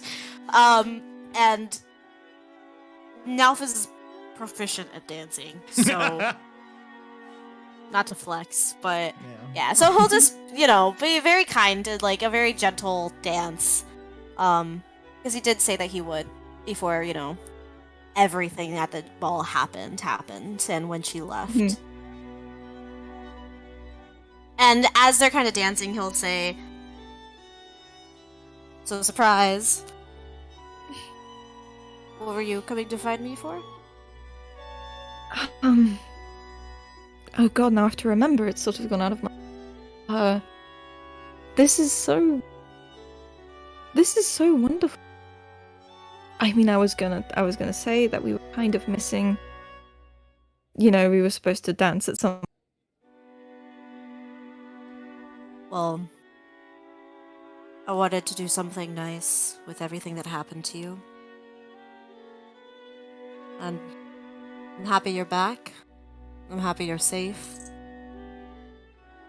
Thought you deserved something nice. Thank you. I really don't want to leave again. It always feels so weird when I'm not with you all. Everything. Bad things always seem to happen when I'm not with you, and it's just... When I was there, I said that you guys would come and find me, but then the moment where they said you would never find me, and I don't know, for a moment I really thought that... I don't know what that thing was. I don't know what it plans on doing. But we all know that it's connected to the Father of Lies for a reason. In the moment, I'm sure it was hard to not listen, to not think it was telling the truth, but we would have figured it out. We would have found you one way or the other. Just next time if someone comes knocking and asks, "Oh, secret mission." No. I don't think we're gonna let that happen. Run a bit of a background check. Yeah. Yeah. I'm really glad I'm back.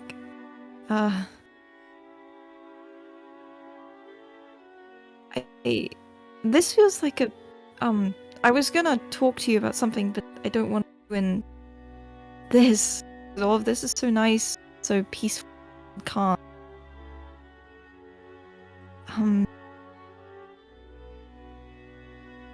I don't know. I just...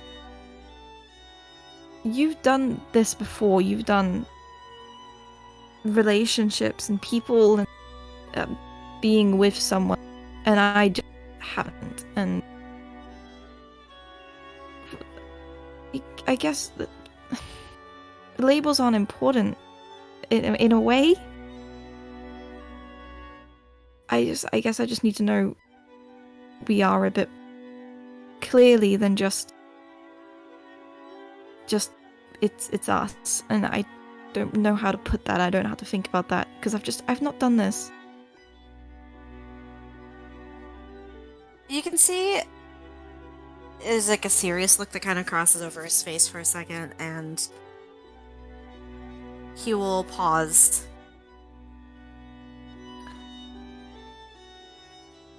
I'm gonna be honest with you, Eurydice. And you can do what you want with the answer that I give you. I can't control what it is you do or how you feel. I can only control myself, and I can only be honest.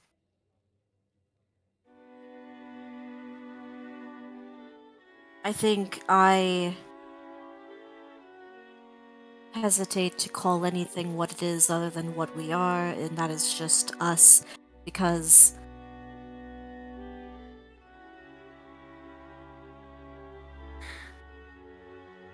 what happened, I don't want to happen again. And by giving it that name, it becomes real. With Twig, it's different. It's real, but I feel like I feel like I can protect her in a different way.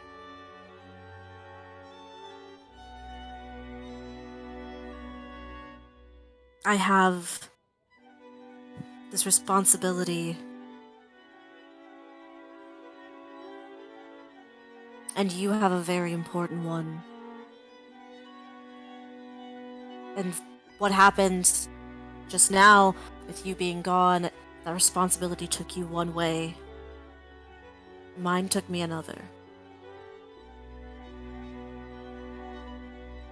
And I'm not gonna ask you to give up that, because I know you wouldn't do the same. You wouldn't ask that of me.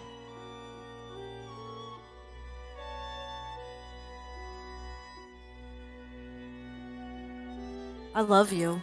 I do. But I don't want to lose you. But I also don't want to make you wait or think that there's a definite end. So I don't know what's out there. I don't know what this journey is going to do to us. And I can't make a promise that I could break. I won't do that to you.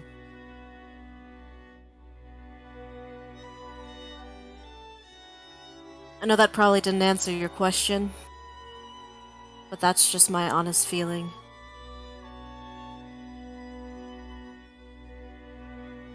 And if that is something that you don't want to be a part of, I'm not going to blame you or hold it against you.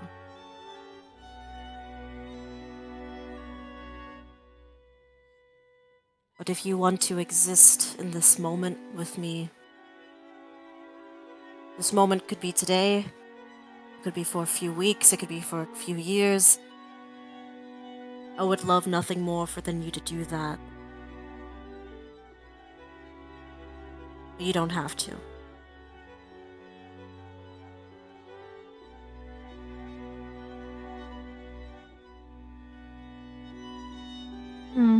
Yeah, that wasn't the answer I was quite expecting. But it doesn't surprise me. And all I can ever ask of you is to be honest, and you've done that now. And I know that you're scared. And that is okay. I am too. I don't think a name will change the likelihood of whatever happened. But if you're not ready to call it something, then you're not. If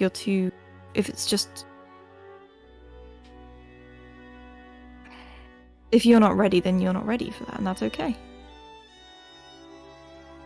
But we have responsibility, that's true, and sometimes, but for so long now, it's put us exactly the same place every time. I went away for a few days. We've been together for every single other. Yeah, I think maybe there's a reason for that.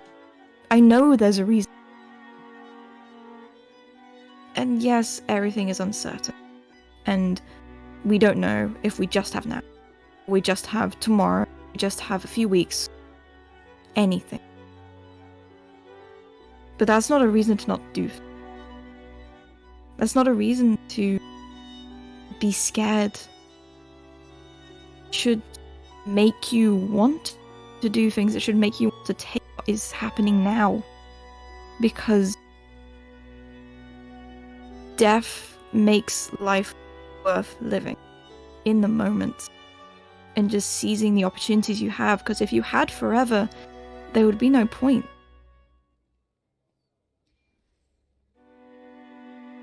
But saying all of that, I still mean it. That if you're scared, if you're not ready, if you're afraid, then it's alright. I still love you. And I'd be very happy to exist with you. And forever.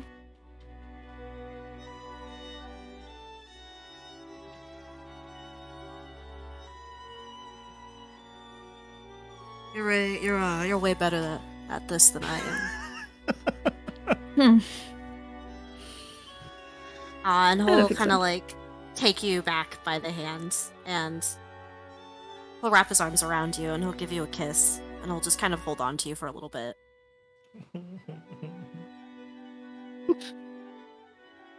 Yeah. She'll hold on to him. Okay. So, the two of you continue to dance into the night, the music continuing to swell and grow and diminish. So,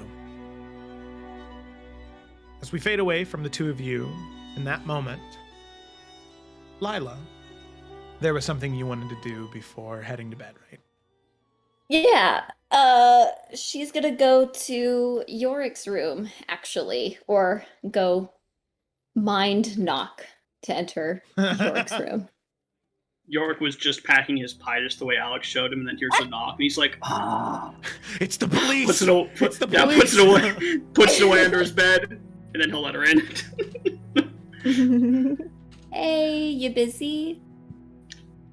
No, not doing anything at all. What's up? Okay. And she will kind of go across the room, across from him, and like sit on, I imagine, like the windowsill kind of like area. I have something important to talk to you about, if that's okay. Okay. Let me like do my best to explain myself first, and then you can be upset all you want, okay? I really don't like where this is going, but okay. It's okay, me either. Finch. He's a terrible person. One of 13. Did what he did to my father. Probably so much more that I don't even want to think about right now. And you're tasked with killing him, which I totally understand.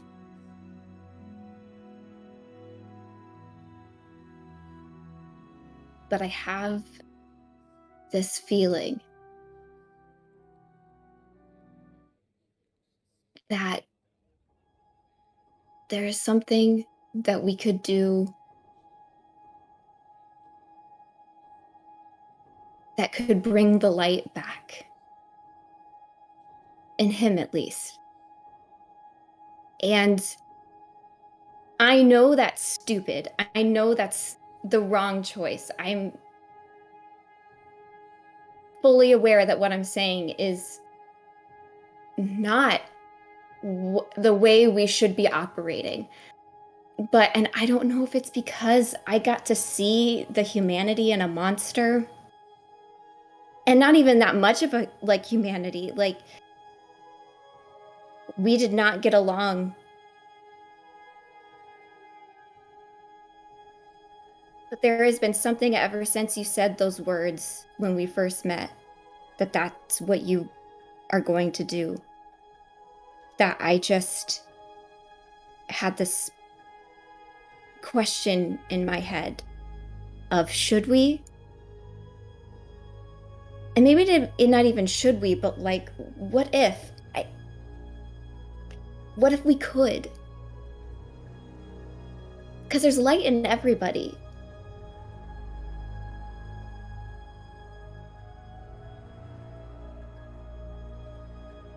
How does Yorick look as she's saying these words? So is she kind of taking a moment to pause and hesitate, you know? Yes. So I don't think it's ever really come up, but Yorick, like all tieflings do, has just single color eyes, and they're kind of this kind of goldish orange color. And you see for a hot second they flash white. For a few moments, I see he looks at Lila, and then they fade away as he casts Divine Sense for the first time in this campaign. And not seeing anything on you, he'll let it fade away. He looks concerned, but it's weird. He almost looks more concerned now, knowing that it's just Lila talking and not someone else. But he doesn't say anything. He's clearly waiting for you to finish your thoughts, since that's what you asked of him. Yeah.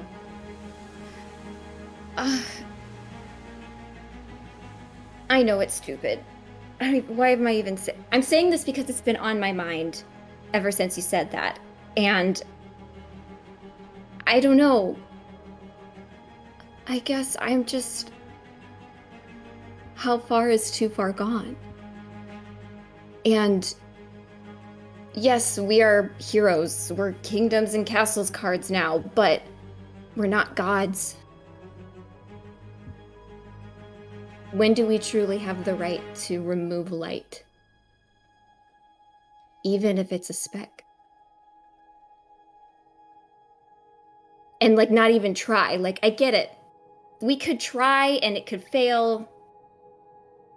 And then we still have to take care of him. But isn't it worth it to try to save someone?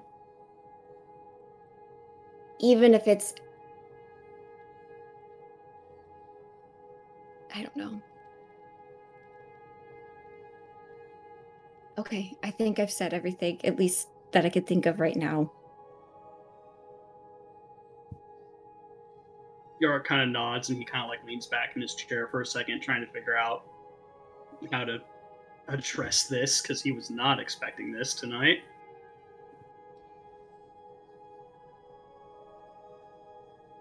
If we found your dad dead in that trunk, would we be having this conversation?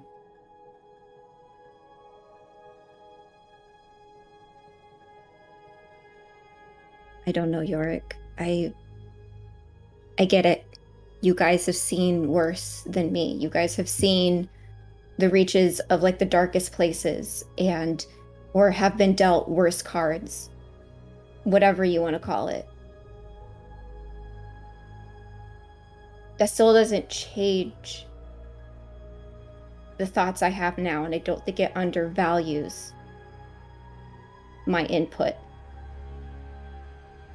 Not what I was getting at. I know, but I think these same things about myself, though.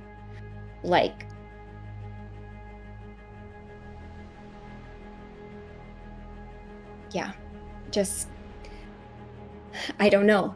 I honestly don't know, because he's definitely, I mean, what was his intentions actually with me? Was I going to live? I don't know. But at the same time, people have changed. I mean, I never got to know an Alfian that was the Bainir. So I have no idea what he actually was like. But we've seen change. It's possible. There is light. And I don't know, there's something icky inside of me saying, why should it be us to snuff out that light? Unless, we fail trying.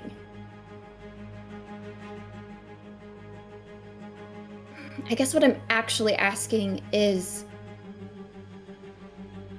if you would let me try before you kill him.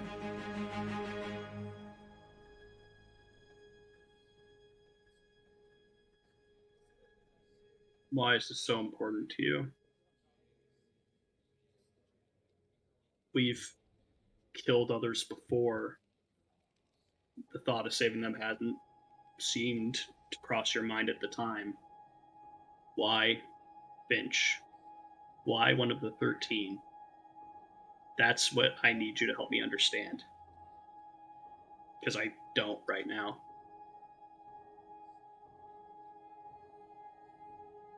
There was a moment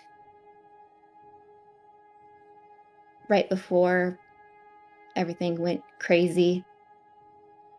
I mean, besides just, he was my teacher.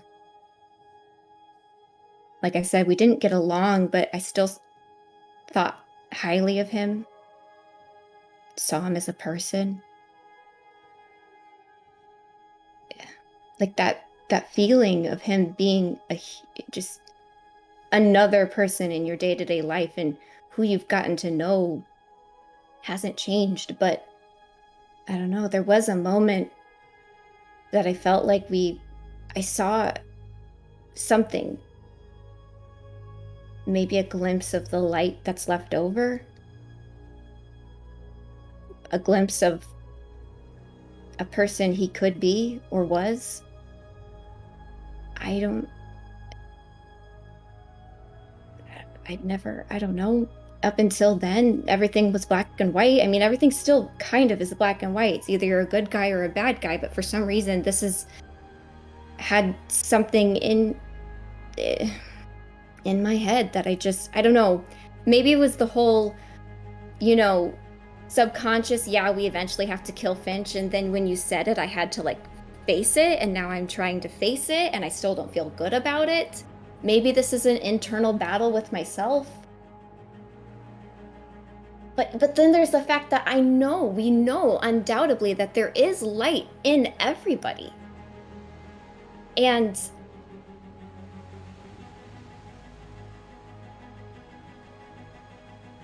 we can do something about it.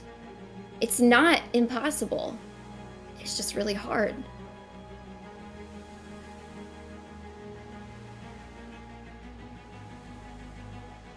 Also, I think you know this, but I've never taken a life of anyone's.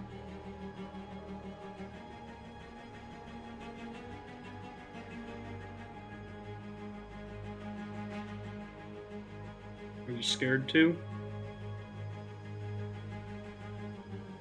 Yeah.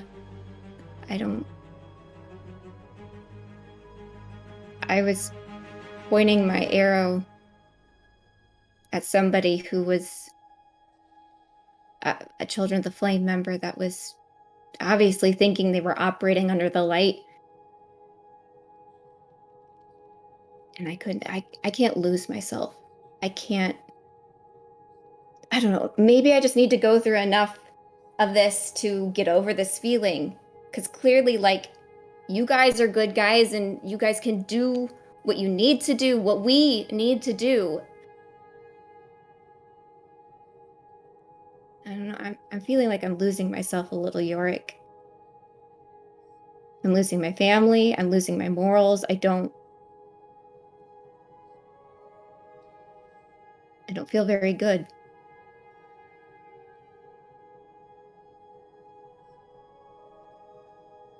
I get that. Don't ever apologize for having that hesitation, though, that sickening feeling when you're about to kill someone. Still there for me too, believe it or not. I believe it.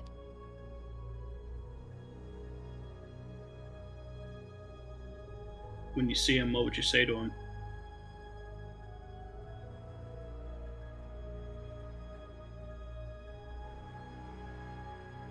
I can tell you the things that I think I should say, but I don't know what I'll be able to do in the moment. I mean, I've known him my whole life. I didn't know what I was going to say to my father when I thought that was what was going to be my father. I admittedly didn't get to know Finch. I knew him as obviously a teacher, but not like his personal life because, like I said, we did not get along. But I would like to try and get to know who he was more before I would even confront him. And basically just do my best to reason with him. I mean, he's an incredibly smart person, so I don't understand what his motive would be to basically help the end of all existence. Like, what is in it for him? Why would you want that? Who hurt him to want to do that? Was he hurt? Was his mind taken over like so many other people? And then I start to feel sad that we could just let somebody who's also in a cycle of some kind of abuse by a higher power that we're trying to kill and just letting him be collateral damage in a way.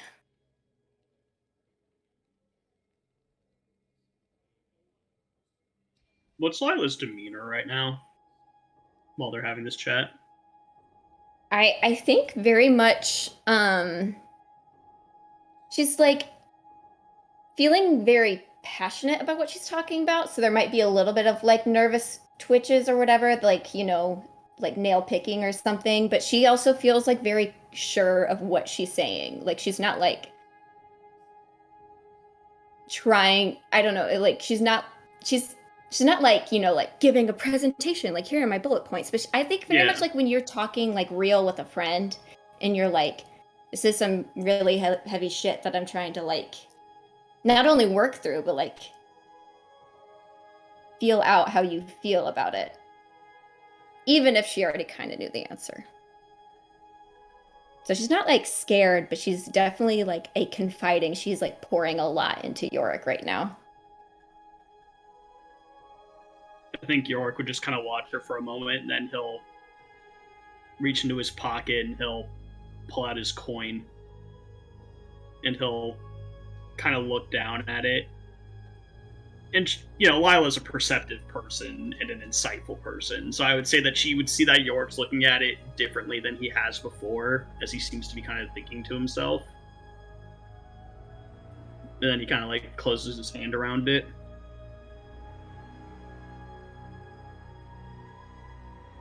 If we're gonna do this, there has to be a few conditions. Yeah, definitely.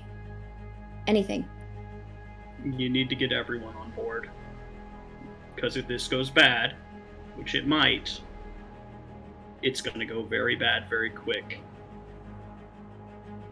So if we're all going to put our necks on the line to not make a sneak attack on this guy or not take the first shot that we can get, you need everyone okay with that, not just me. I did accidentally, admittedly, bring it up to Nalfian. Not accidentally, I just wasn't expecting to bring it up. I was about to ask how you accidentally bring that up, but carry on.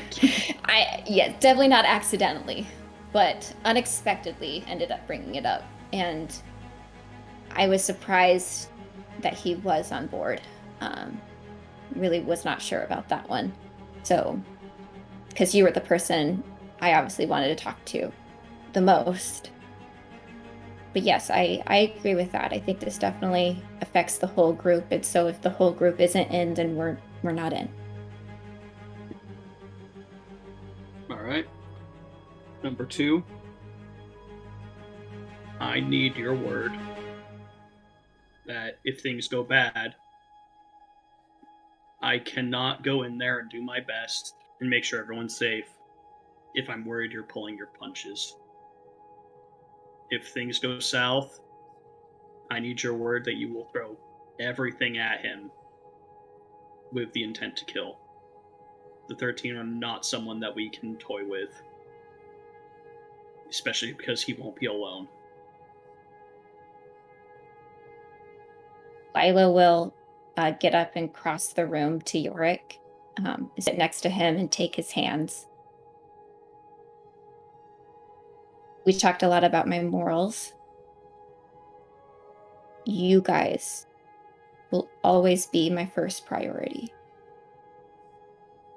If anyone, not even a member of a 13, were to harm any of you, I'm not pulling any punches.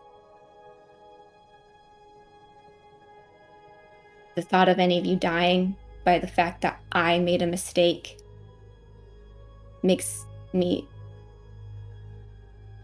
more sick to my stomach than I could ever imagine. I swear to you that you guys will always be my first priority.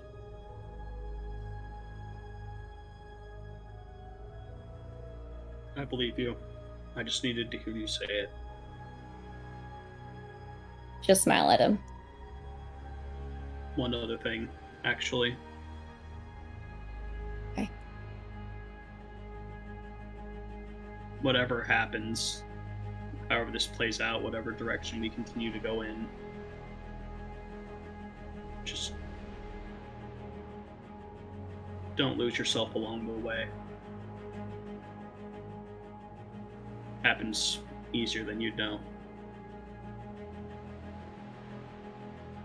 She'll nod and say, I may need your help. Sometimes. I feel like we're going to be tested a lot in the next few months.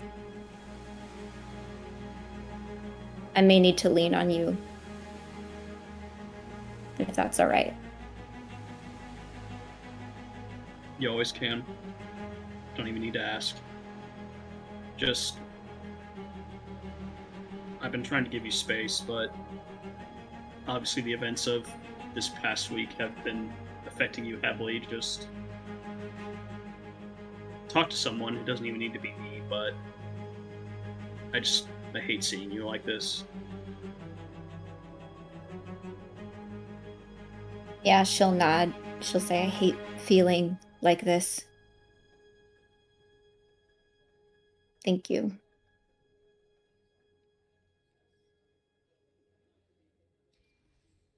It really means a lot that you, I can tell, are doing your best to be understanding to that mindset and that you are listening. I appreciate it so much. I just want you to know, Lila, that I'm not gonna lie to you. Just saying it kind of sounds insane, but I trust you. And if there's anything I've learned in all of my time, it's that you trust good people. And it'll usually work out.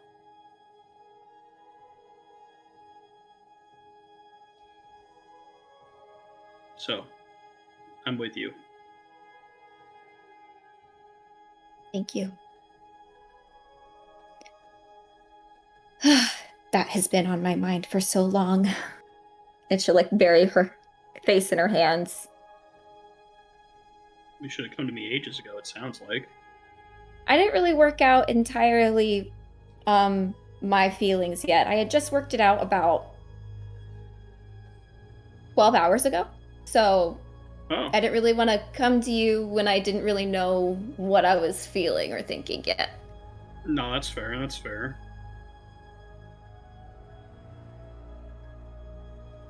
he'll just kind of reach up and just kind of like lay his hand on his shoulder and just kind of give her a nod. We're okay, Lila. Okay. Good. Well, I won't take up any more of your time. I know it's been a long day. Yeah, but you're still feeling all rattled. You want to get high? Actually, that would be great. And we can just cut there. Yeah. Exactly. You beat me to it. So with that, as you begin to pack the Iverion cultural item, the proper way that Alec informed you, the two of you take a brief moment to relax. After a tense conversation, after an exciting day, as in one room we have Eurydice and Nalfian dancing. In another room, we have the partaking of cultural activities of that of the native Iverians between Lila and Yorick in the celebration of a young twig looking over her new cards. Exactly. Yep. Yep. Studying each and every single one and happy with her victory. All of you prepare yourselves for the next few days, because either tomorrow or the day after, you have your meeting in the Chantry of Academia before the 20 heads of the College of Hearthcrest to explain yourselves and your actions. Hopefully something that will go off without a hitch, but still. A big day ahead. Then next Friday, or this upcoming Friday, the opening tourney for the season of the tourneys, ready for the Festival of the Green Lady. And then finally, next Saturday, just 6 days away, Ephron should be arriving with the airship ready to take all of you into the Astral Sea. So, with that knowledge with you and those events upcoming in the future, that is where we're going to go ahead and end tonight's session. Woo! Alrighty. Well, thanks so much for watching, everybody. Hope you enjoyed. Be sure to tune in next Saturday for the continuation of the Isles of Iverion. Next Tuesday for the Adventures of the Salamander Coast. And yeah, if you're watching on YouTube, don't forget to like and subscribe and comment a moment. And yep, thanks for watching. We'll see you next time.